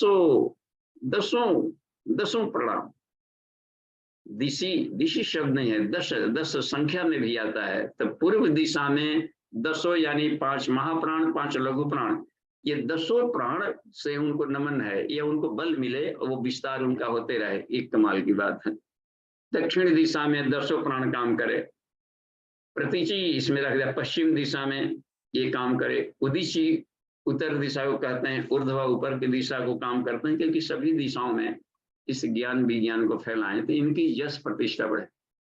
एक और जगह मिला पढ़ने को, यदि मान लीजिए कि गुरु ने एक शिष्य को आत्मज्ञान दिया या अच्छा वाला ज्ञान दिया, उनके सिद्धांतों से, अपने गुरुओं के सदगुरुओं के सिद्धांतों से प्रभावित हो गए, और जो भी जीवन में अच्छा काम कर रहे हैं तो उसका 10% उसको जाता है।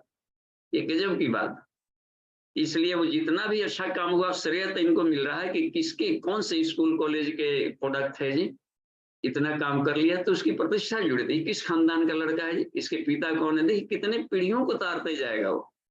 तो यही इसमें बांधे की 10 दिशाओं में उनके जयकार हो, गुंज रहे, ऐसा शब्दों का प्रयोग किया। और उनको नमस्कार है, तेनो अवंतु, हमारी रक्षा करें, तेनो मृडयंत, और हमें सुखी बनाए बस। और जिनसे हम द्वेष करते हैं, चाहे जो हमसे द्वेष करते हैं, हम उनको जबड़े में डालते हैं, इनको मित्रो रुद्रो गणों को जबड़े में डालना, जम्भे दध्मा, जैसे बिल्ली पकड़ लेती है चूहा को जबड़े में किया है, तो इसलिए साधकों की रक्षा गुरुदेव ही बोला करते थे, हमारे बच्चों को कोई आंख दिखाएगा तो हम उसकी आंखें नोच लेंगे। इसका मतलब होता है कि जो ईश्वर का काम करता है उसकी ईश्वर रक्षा करता है, सीधी सी बात है। और हम इनको दशों दिशाओं में समग्र समर्पण काम करें, अपने आप को ईश्वर के काम लायक बनाए रहेंगे तो हर पल रक्षा कर दे, और ईश्वर काम लायक नहीं रखेंगे तो डस्टबिन में प्रकृति जाने की व्यवस्था बनाए रहती है। तो ये बहुत ही बढ़िया कमाल की बात है। वैसे ही 64वां है, तो 64वां रखा गया है, ये हो गया। 65वां में है, ये अंतरिक्ष है, नमस्तो रुद्रभ्यो अंतरिक्ष। आकाश में, आकाश कहा जाता है विचार जगत, यानी आत्मिक जगत, मनमय जगत। तो जो स्कूल कॉलेज में साहित्य ज्ञान विज्ञान पढ़ाने वाले जो प्रोफेसर्स हैं, इनका जस फैले, दसों दिशाओं में इनको प्रणाम हो, क्योंकि इन्हीं के चलते हमारा जीवन सुखमय हुआ है। हम सब संसार में बढ़िया से तैरने की कला इनके द्वारा हम सीख गए हैं, ज्ञान विज्ञान में धनी बन गए हैं, जस प्रतिष्ठा कमा रहे हैं, विभिन्न बड़े बड़े पदों पर गए हैं। तो इनको कहा जाता है जो साहित्यकार हैं, विचारक हैं, ये कवि लेखक हैं, ये विचारों से अपना प्रभावित करते हैं। तो अंतरिक्ष विचार की दुनिया है। नीचे वाले देखिए 66वां में लास्ट है, ओम नमस्ते रुद्रभ्यो ये पृथ्व्याम येषाम अनामि शवः। जो पृथ्वी पर घूम घूम करके ऐसा कर रहे हैं, यानी कि क्रिएटिव जीवन जीकर। एक होता है विचार से विचारिक क्रांति, ठीक, एक होता है भावनात्मक इमोशनल क्रांति किया, मीरा, चैतन्य, प्रभु, संत, कबीर, ये सब उसके द्वारा किया। एक होता है वैचारिक क्रांति, जो सुधारक होते हैं इसमें, वो अपना विचार के द्वारा वैचारिक क्रांति से रूसो, रस्किन, इसमें होते हैं सब विचार के द्वारा, विचार क्रांति अभियान, इसको कहा जाएगा अंतरिक्षीय। और क्रिएटिव प्रैक्टिकल में आकर के उसको कार्य में उतर जाना, तो इसको कहा जाता है भूमि पर आ गया, यानी सॉलिड स्टेट में आ गया। पढ़े हुए चीजों को व्यवहार में लिया देना, उसको भूमि के रूप में उतर गया। तो ये बहुत ही 3 चीजें होती है काम की चीजें, वो उनको हम सुख प्रदान करें। तो समय हो गया है, तो अमन जी प्रणाम। और अब सीधे हम लोग चलते हैं क्वेरी सेशन में, प्रश्नोत्तरी में। जी बाबू जी, अभी गोकुल जी भाई साहब का हैंड रेज है।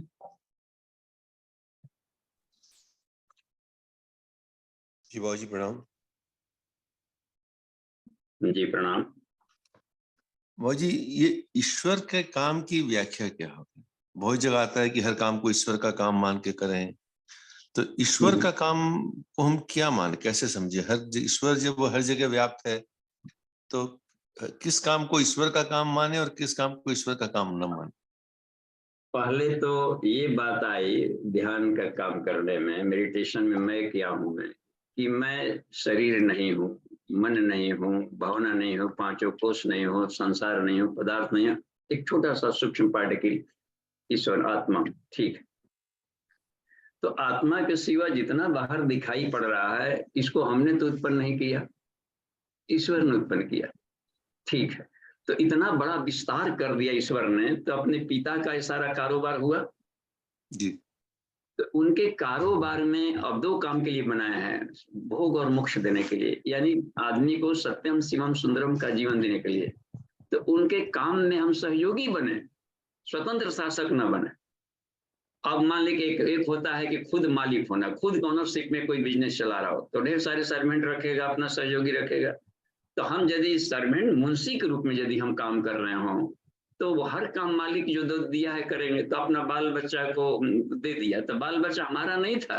यदि अपना बच्चा उत्पन्न कर दिया, हमारा एक लड़का हो गया है, फुलौटी बांट रहे, मिठाई बांट रहे, नहीं, ईश्वर ने को ढेर सारे बच्चों की जरूरत थी। यहाँ पर 2 बच्चा अपने जी में डाल दिया है कि तुम इसको पढ़ाना लिखाना और जो करना, अपना सारा प्रतिभा झोंको इसको गढ़ने में, क्योंकि ये काम तुमको सौंप रहे हैं। और लेकिन ले जाएंगे हम कभी भी, तुमको रोना नहीं पड़ेगा, मेरा प्रोडक्ट है, मैंने दिया है, मुझे काम लेना है इसका।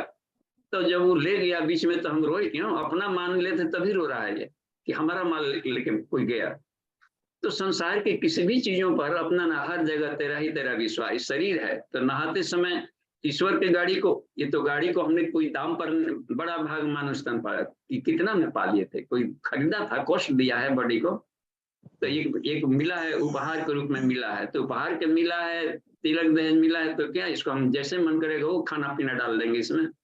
तो शरीर के भीतर में जो मान लेता है कि ईश्वर का शरीर है, शरीर को भगवान का मंदिर मानेंगे। देखिए यहाँ भी बात आ गई, भगवान का मंदिर मानना, तो उसमें मैं इसमें ये हूँ, भीतर में एक जीव तत्व हूँ। तो शरीर को साफ सुथरा स्वच्छ रखना, इसके हर में आंखों में सूर्य चंद्रमा है, और उसको नहीं उस भाव से देखेंगे, पोषण ना देंगे, तो आंखों में तरह तरह की बीमारियां आएंगी, सब कचड़े बन जाएंगे।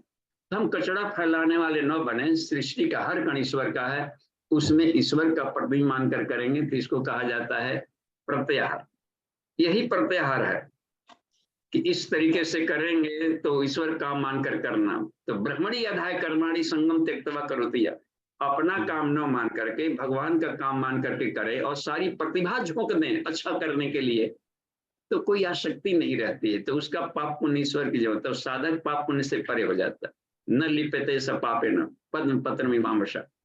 बैंक वाले मान लीजिए कि हमारी नौकरी बैंक में लग गई, तो डेली करोड़ों रुपया आ रहा है, जा रहा है, गिन रहा है पैसेंजर को, और घर में आते समय बिल्कुल बंद करके पाई पाई वहीं छोड़ करके अपना कुछ नहीं, घर पर अपना आ गया, अपना तरह गया, बहुत काम कर लिए, ठीक है तक रहे। और किसी दिन यदि मैनेजर घोषणा कर दे कि आज जितना गिनेंगे सब आपका, तो वो चाहे 50 गिनाया 100 गिनाया, गड्डी में क्या है, सब घर ही चल रहा है। देखिए कितनी लापरवाही आ जाए। अपने लिए खाना है तो रोटी बनाते समय आज जल भी गया तो अपने ने खाना है, और यदि देना है अपने को, कोई अपने चीफ गेस्ट आ रहे हैं, गुरु जी आ रहे हैं, मना मजा ले कि रोटी जल जाए उस दिन, वहां खड़े रहता है, यहाँ तो यहाँ जल गई है, उधर टीवी देखने गए, उधर चले गए। ये लापरवाहीपन तभी होगा जब हम अपना अपना वाला हेकड़ी रहेगा। तो इसी हेकड़ी को हटाने को सोहम साधना कहते हैं। सोहम साधना अपना अतिक्रमण संसार पर से हटाया जाए, ईश्वर का है, ईश्वर का के लिए तेन देखते न भूंजी था। ये लगता है कुछ स्पष्ट हुआ होगा। जी स्पष्ट हुआ, पर ये बहुत कठिन काम हुआ, ये तो मतलब अपने आप को पूरा खत्म कर देना है इसमें। देखिए कठिन काम है, तो कठोपनिषद में कठो माने कठिन, तो कठिन में लिखा है ना उसमें, उत्तिष्ठता जागृत प्राप्य भरानी वदम क्षुरस्य से धारा। दूसरा लाइन तो विवेकानंद ने कहा ही नहीं कि फिर एको आदमी ना मिलेगा उनके साथ में जाने वाला। क्षुरस्य से धारा अनिष्ठा है, उल्टे छुरे की धार पर चलने जैसा है। तो लोक प्रवाह में सीधा धार है, सब कोई बहने मजा आता है कि कौन ये तिलक दहेज प्रथा और कुरीति उन्मूलन कौन पछड़े में पड़े, छोड़ा 8 मुद लिया अपना तो बच गया जीवन। तो ये लोग जौ में घून की तरह पिसाएंगे, बस नीचे सी बात। तो क्षुरस्य से धारा है, जब मूलाधार से ऊपर चढ़ेंगे तो क्षुरस्य धारा, उल्टी धारा में चलने का मतलब होता है मूलाधार से स्वाधिष्ठान के ऊपर है सहस्रार की यात्रा को क्षुरस्य धारा कहते हैं। ऊपर से नीचे बहने में क्या है जी, रोगी बढ़ने में और नीचे को डाउनफॉल करने में, बीज को ऊपर उठाने में मजा आता है, चमक तभी बढ़ेगी, नीचे गिराने में क्या मजा आ रहा है। तुरंत खोखला हो गए, 100 वर्ष की उम्र थी तो उधर 40 वर्ष में बुढ़ा करके ढांसते बॉडी खत्म कर दिए। तो गिरने में बल नहीं लगाना पड़ता है, लुढ़क जाए खाली, उसमें क्या बल लगाना, वो अपने ग्रेविटेशन से गिरेगा सीधे। तो ऊपर चढ़ने को कठिन है, लेकिन कठिन में मजा है। पर्वतारोही को मजा आता है, चलो थोड़ा सा बाउंड्रिंग किया जाए, हाइकिंग किया जाए, वो अलग ही मजा है जी। तो क्रांतिकारियों के लिए तो वही मजा है, उल्टे चुरे की धार पर चल रहा। मत्स्य अवतार हम लोग हैं जी, मछली का छोटा सा भी छोकरा वो बहता नहीं है, धारा गुलडक जाकर के पालेगा।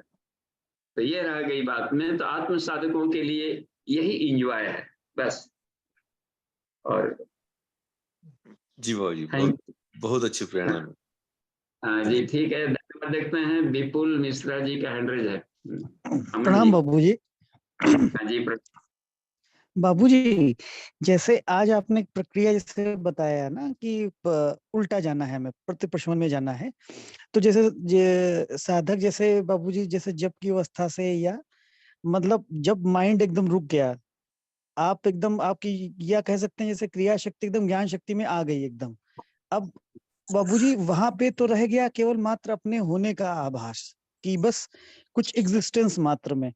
तो बाबूजी वहां से फिर और क्या कर सकता है कि उसमें और ऊपर की छलांग जैसे क्या है, जैसे मान लीजिए प्रकाशात्मक है, प्रकाश दिख रहा है, जो भी दिख रहा है जो वृत्ति में, फिर ऊपर से प्रतिप्रश्वन में उसको भी जैसे और अंदर मिला देना है, उसके मूल में जाना है, अगर वो यात्रा है तो वो बाबूजी कैसे होती है उसमें? मतलब हमें ध्यान में अपने अपने आत्मा ये अनुभव कर रही, यह सोचना पड़ेगा, जो शरीर के अंदर रहना पड़ेगा कि बाहर से, शरीर के बाहर अपने आप को मान के वो चीज करना पड़ेगा बाबूजी?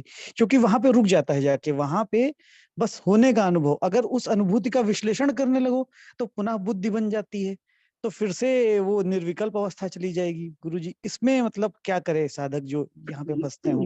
तो देखिए,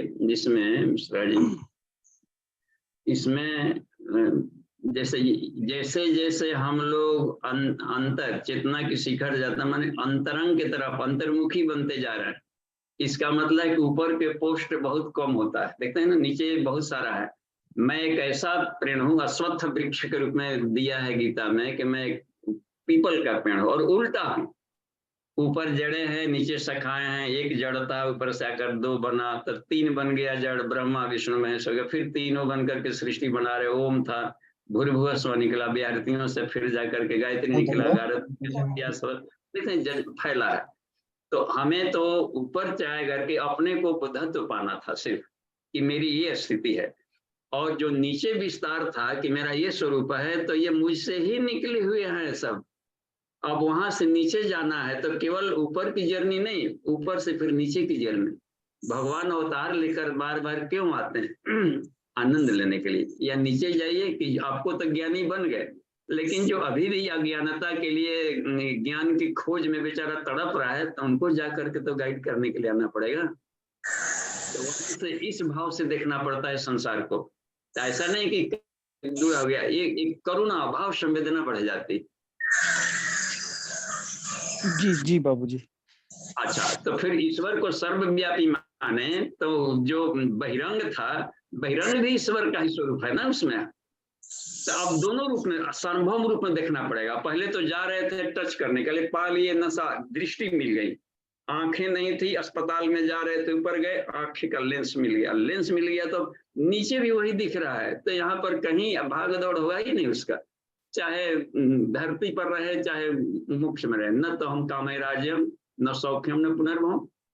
तो उसको लिए कहीं पर उसे क्या करना, इसलिए अवधूत बन जाता है कि जिनको करना है वो करे, जिनको ध्यान करना है वो करे। हमको तो बस ध्यान ही है। और तो क्या इच्छा, जब से न इच्छा तथा अनिच्छा, न छोड़ने की इच्छा हो रही है न पकड़ने की इच्छा हो रही है। तो जो भी सामने से व्यवहार बरत है उसका आनंद लेना है, सिर्फ आनंद के लिए। बस आनंद में है, आनंद लेगा। हर चीज का क्या करेगा, जो भी ड्यूटी मिल गई जम खाएगा। भोजन आ गया तो भोजन का आनंद ले रहा है, खा रहा है, ओवर डाइट नहीं खाएगा, अपना होश में रहेगा, क्योंकि बुद्धि में भी तो वही है। तो सहज समाधि कहेंगे उसको। जी जी बाबूजी। तो सहज समाधि ही तुरीय अवस्था है। बस तुरीय अवस्था से विचरण करा है।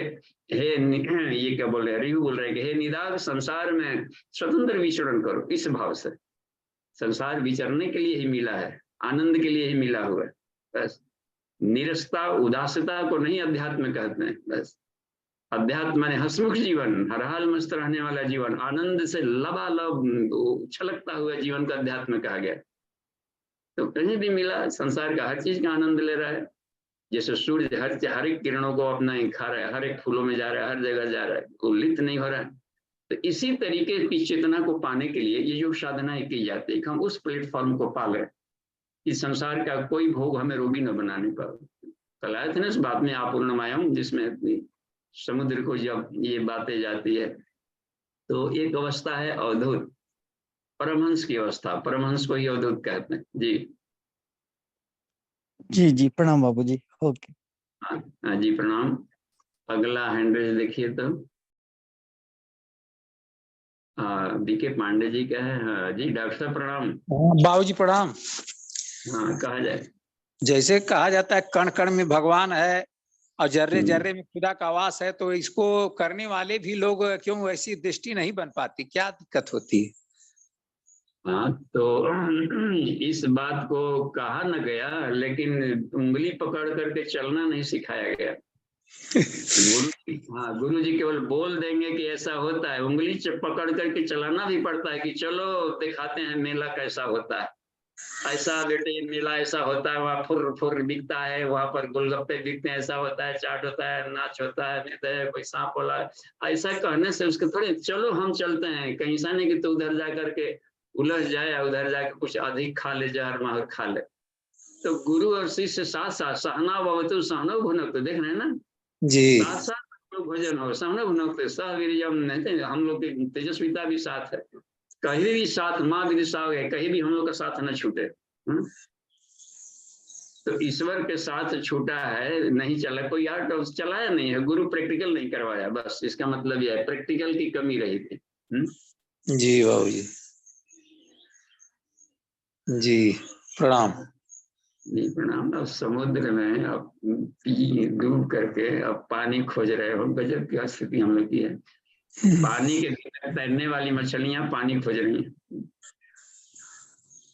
जी तो इसके प्रैक्टिकल, इसीलिए गुरुदेव ने सरल उपाय बता दिया। अपने शिव जी अपने नंदी गणों को बता गए, महाकाल आए थे कि देखो यही तरीका है, अपने भीतर है, कुछ इस तरीके करो, 5 गो लेयर है, कालिख जम गया है तो नहीं दिख रहा है, इसको खाली सफाई कर दो, बस कुछ करना ही नहीं, केवल अपनी सफाई करना। आत्म सुधार माने अपना सर्विसिंग, बस सेल्फ रिफाइनमेंट, ये सबसे बड़ा काम है। आत्मा तो है, प्रकाश तो है, लेंथ का शीशा लगा दिए, 1 परत 2 परत 5 परत, एक ही शीशा यदि हो और कालिख जमा हो, कितना तेज करिए फ्लेम, बाहर रोशनी नहीं आएगी। तो 5 परत में हम लोगों ने कालिख पोत दिया है, तब पोते हैं तो उसको साफ करेंगे तो आत्मा प्रकाश बाहर आएगा। इसमें दूसरी साधना नहीं लग रही है कहीं कुछ की संसार में और भी कोई साधनाएं हैं। जी बाबू जी, भरघोष माने भूंज डालो, सफाई का डालो, पोष डालो अपने अनगढ़पन को, और दिवस सिद्धि में और सुगढ़ बनाने और चमकाने का पाव करें। जी कब करता है ये पांडे जी, देखिएगा जब सेव वाले दुकान पर जाकर देखिएगा, खाली हमको देखना पढ़ना है, खाली कुछ भी नहीं कर, हर जगह पाठशाला है, उस सेव वाला रोज पढ़ा रहा है, वहां पर बैठे रहता है, ग्राहक नहीं आते हैं तो देखिएगा उस सेव को लेकर के वो कपड़ा लिए रहता है, उसको हमेशा चमकाते रहता है कि बस ये आएंगे मक्खियों, तुम कैसे होता है गुड़ की बेली, तुम देखिएगा ग्राहकारी चमकता हुआ सेव है, दौड़ेगा यार। ऐसा नहीं कि पड़ा हुआ है केवल गिन रहा है, देखिए वो मक्खी भी हिलाते रहता है, मिठाई वाला ये सब करने वाला, हर कोई को करना पड़ रहा है ना, तब चमक बनी है। जी बाबू जी, हाँ, तो अपने आत्म साधना की कमी रही होगी, इसलिए ऐसा नहीं है, कोई भी करेंगे तो हो जाएगा। तो जी उठा कर देखते हैं, हाँ, वो प्रैक्टिकल पक्ष की थोड़ी इस पर ध्यान देना होगा, बस। जी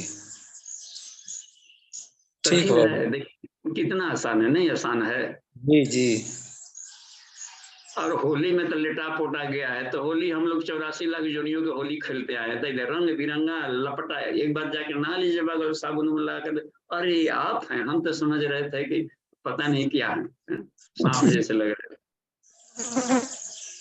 जी हाँ, तो नहाने धोने की प्रक्रिया को ही पंचकोशी साधना कहते हैं। 5 शरीर को नहला दिया जाए, साफ कर लिया जाए, तो आत्मा की चमक आ जाएगी, बाहर दिख जाता है कुछ। तो ढेर सारा तुल कमान करना ही नहीं है, मात्र 5 गो है।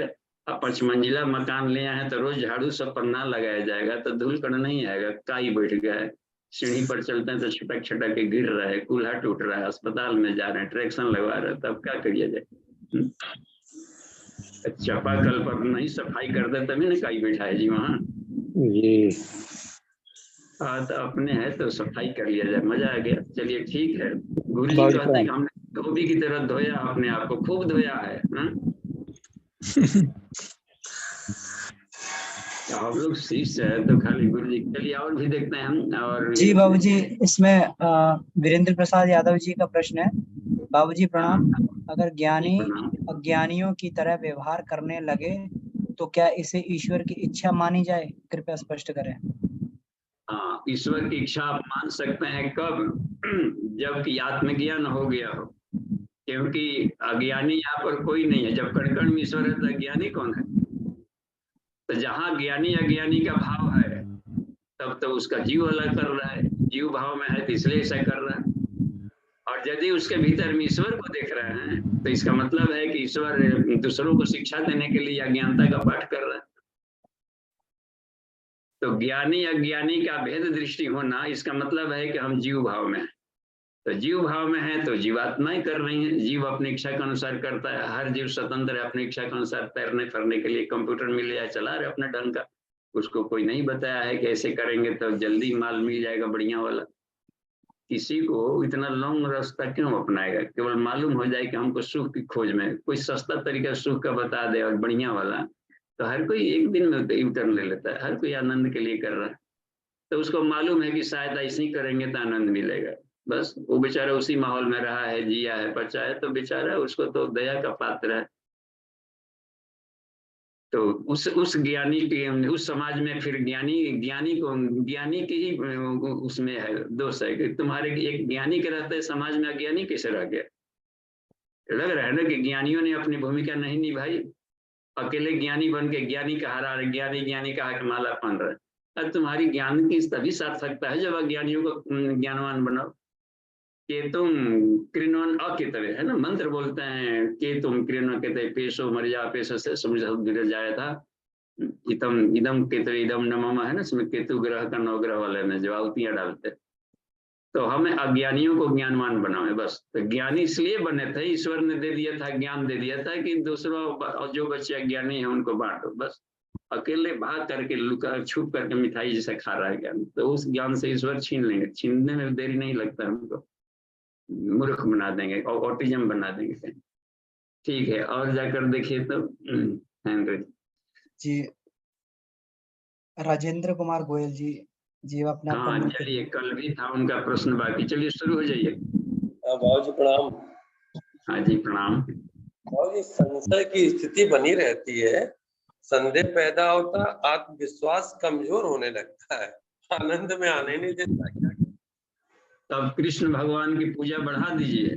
जो उनकी बात कर रहे हैं, तो कृष्ण की बात को जो ना मानेगा कि संशय जो जीता है कि निश्चयात्मिका बुद्धि करो, आत्मा में जियो, और जो हम कह रहे हैं तुमको दूसरा, तो हमारी बात को मानो कि सही है। तो गुरु जी ने जब कह दिया, हर गुरु को अपना मानते हैं, इष्ट मानते हैं, भगवान मानते हैं, तो हम अब जरूरी है कि हम भी सारा प्रैक्टिकल करेंगे, 24 साल जौ खाएंगे तभी जाकर इस बात को मानेंगे। तो आपने नहीं किए तो उनकी बात को हम मान लेंगे गुरु वाक्यम ब्रह्म वाक्यम, तो गुरुदेव पर विश्वास तब नहीं है। जी, तो विश्वास करना पड़ेगा कि अपने है तो है, बस ये ऐसा संशय स्थिति है। मतलब है कि देखिए, जहां भी दिमाग में अशांति आ जाए किसी भी तरह के विचार से, कोई दृश्य से, तो समझिए को गलत है।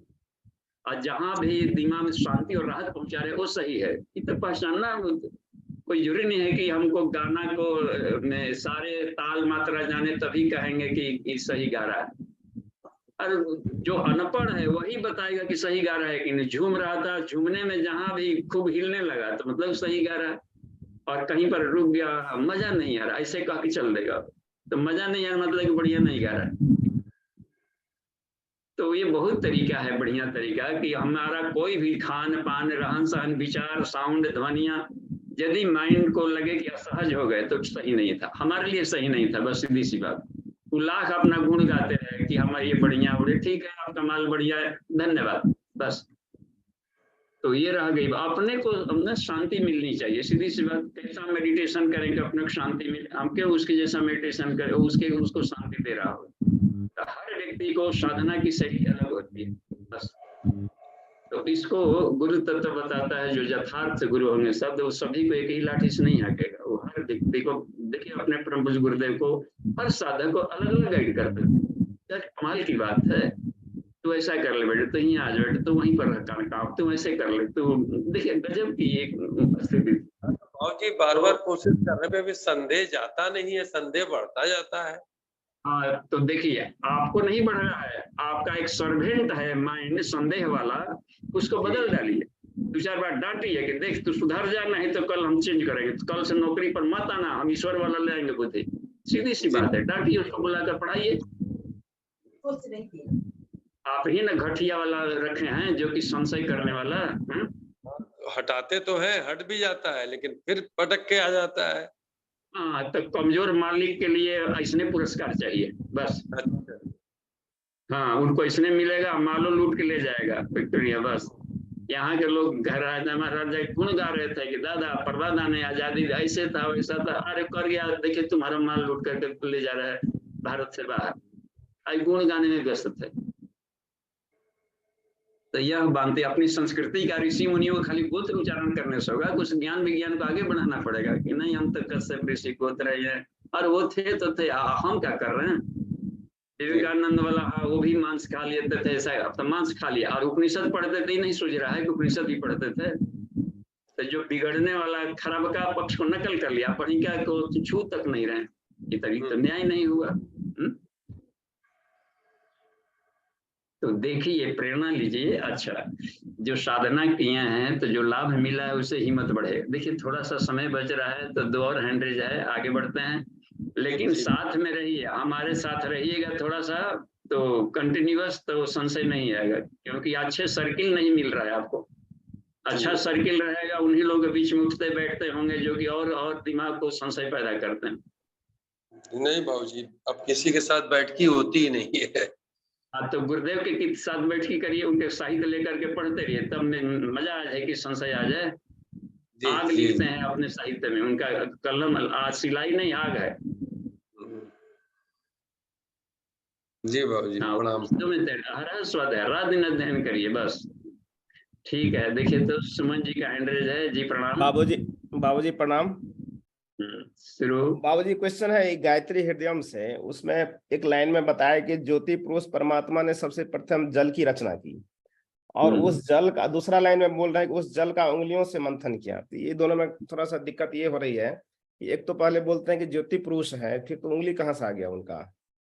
हाँ, तो इस ज्योति में उंगलियां, हाथ में उंगली कहाँ से आ गया? तो उंगलियां हाथ के में से निकल गई, बाइफर्केशन हो गया, यानी कि 10 उंगलियां होती है, तो जो प्राण उत्पन्न किए तो प्राण 10 वैरायटी के हो गए, तो 10 प्राणों को 10 अंगुलम कहते हैं। तो 10 उंगलियों से मंथन किया, यानी प्राणों का मंथन किया, प्राण से ही बुलबुले निकालने हैं, और प्राण को ही समुद्र कहा जाता है, जल कहा जाता है। उसमें प्राण का कुछ, उसमें प्राण का कुछ नहीं बताया। पहले सबसे पहले बोले जल बनाए, और जल के बाद उसको उंगली से मंथन किए। तो हाँ, तो ये जल माने आप H2O मत मान लीजिए, अपना वाला हो, केमिस्ट्री यहाँ पर लागू ना होगा। ये श्रद्धा रूपी जल है, आनंद रूपी जल है, आनंद को रस कहते हैं। तो पहले आनंद में कुछ बनाया इस बॉडी का रस, तो आनंद है, रस है, तो उसको कहा गया है जल यहाँ पर। आनंद और श्रद्धा तत्व को, श्रद्धा की अग्नि में, तो भी उसको जल कहा गया यहाँ पर। H2O हाइड्रोजन तो बहुत बाद की बात है, वो तो बहुत आगे जब हाइड्रोजन एलिमेंट बनाएंगे तब न अभी अन्नमय के बाद आएगा। इसमें प्राण कहाँ पे आया? इसमें प्राण कहाँ पे आया बाबूजी? प्राण कहाँ पे आया इसमें? प्राण कहते हैं इसी को जो अपने भीतर से संकल्प किया, तो विल पावर को प्राण कहते हैं। उन्हें संकल्प किया ना कि मैं एक सैनिक बनूं, तो विल पावर को ही प्राण कहा जाता है, शक्ति। अच्छा, तो सबसे पहले प्राण ही हुआ, उसके बाद मतलब कि श्रद्धा होना। जब इच्छा ही नहीं होगी तो क्या होगा? उनकी इच्छा हुई कि एक सैनिक बने। तो अच्छा, इसमें एक चीज और आता है बाबूजी, कि इसमें फिर आत्मा का वो बोलते हैं ना कि इसमें अंड से आत्मा, तो आत्मा का तो यहाँ पे फिर उत्पत्ति हुआ। तो आत्मा का मतलब कि जीव, आत्मा माने जीव, जीवात्मा। हाँ, तो ये तो उत्पत्ति हुआ ना बाबूजी। हम लोग तो बोलते हैं ना कि आत्मा जो है सो अमर, मतलब उसका कभी जन्म ही नहीं होता, अजन्मा है आत्मा भी। तो फिर यहाँ पे तो उनको पैदा किया, इसका मतलब।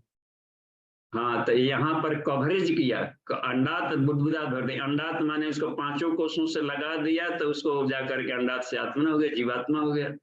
और जो एक आत्मा उत्पन्न नहीं होता है तो उसको जाकर परमात्मा मानिए। यानी कवर को हटा देंगे तो कवर न केवल दिया है, कंबल से ओढ़ा दिया तो नाम बदल गया इसका। बोरा में बांध दिया तो बोरा में कहलाने लगा। अच्छा बाबूजी, समझ में आ गया। चावल पर छिलका लपेट दिया 5 परतों का, तो धान कहला रहा है। लेकिन छिलका ना केवल लपेटा थोड़े कर दिया हो, तो छिलका हटा देंगे तो आत्मा ज्यों कहते हैं अपना, उसका नाम रह जाएगा, विशुद्ध आत्मा हो जाएगा। तो विशुद्ध आत्मा, जीवात्मा, चावल, धान, यह है ना दोनों मंत्र। जी बाबूजी, हाँ, तो समझ में आ गया। चावल को बोएंगे तो नहीं उगेगा, धान को बोएंगे तो उगेगा। तो जब तक से एक भी परत है, एक भी लेयर का, तो अहंकार कहलाता है लेयर को, अहम के आकार बना लिया, तब जाकर को जन्म लेते रहेगा। क्योंकि वो छिलका जन्म ले रहा है, छिलका बिगड़ रहा है, छिलका आ रहा है, उसको क्या वस्त्र बदल रहा है? आत्मा थोड़े कहीं जन्म ले रही है। जी बाबू, अच्छा, समझ में आ गया जी, धन्यवाद। हाँ जी, धन्यवाद। अब देखते हैं, समय हो गया है। फिर भी आदित्य चंद्र जी एक साइंटिस्ट हैं, चलिए खोलिए तो इनको। बाबूजी प्रणाम। जी प्रणाम। बाबूजी, मेरा प्रश्न है कि साक्षी भाव का जो किसी भी कर्म को करने में साक्षी भाव का मतलब कैसे बढ़ाए कि ये कर्म साक्षी भाव से कर रहे हैं, इसको बढ़ाया कैसे जाए? मतलब उसमें लिप्त कैसे नहीं रहे उस कर्म में? हाँ, अब ये मानिए कि जैसे मान लीजिए कि एक इंसुलेटर पहन करके काम करने पर करंट नहीं लगता है, तो अपने को प्रज्ञा में स्थित रह करके करेंगे तो साक्षी भाव कहलाएगा इसमें करने का। तो अब जैसे कि अंपायर वहां पर प्लेयर नहीं रहता है, हम काम करना है डिटर करने, तो दोनों पक्षों को रिस्पेक्ट देता है अंपायर। तो उसको क्या कौन आउट हुआ कौन आउट, उसको क्या लगे, केवल उंगली भर उठाना है, अपना अपना ड्यूटी कर रहा है, तो साक्षी भाव से है, देख रहा है। और प्लेयर वाला देखे उदास होता है, हार गया तो रोएगा, ये करेगा, हिपी पूरे कहेगा, या फिर डिप्रेशन में जाएगा, देखिए उन पर असर पड़ रहा है। तो प्लेयर माने ये उसमें हम लोग एडहेसिव हो जाता है, उसको ये मान कर रहे अंपायरिंग ढंग से नहीं काम कर पाते। और दर्शक है वो सबसे बड़ा है, दृष्टा वाला भाव में देखिए, ईश्वर दृष्टा है, वो भोला कर्मफल का भी भोगता नहीं है। दो पक्षी रह रहे, दर्शक देखिए अंपायर की भी गलती को देख रहा है वो कि नहीं अंपायर यहाँ पर सही चीजें नहीं देखिए, और जब तक मन करेगा खाएगा, मूंगफली खा रहा है, देख रहा है, चल भी देगा बीच में।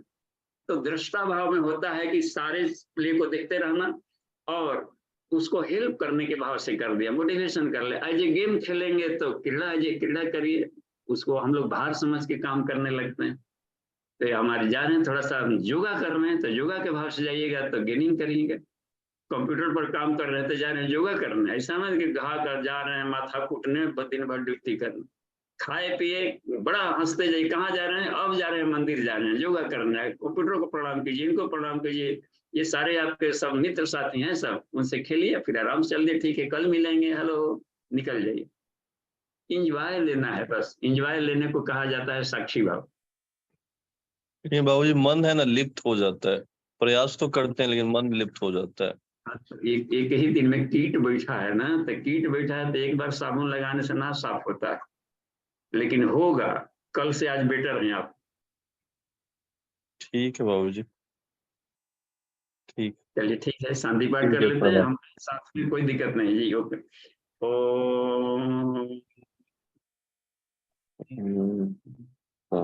शांति शांति शांति, समाप्ति प्रणाम।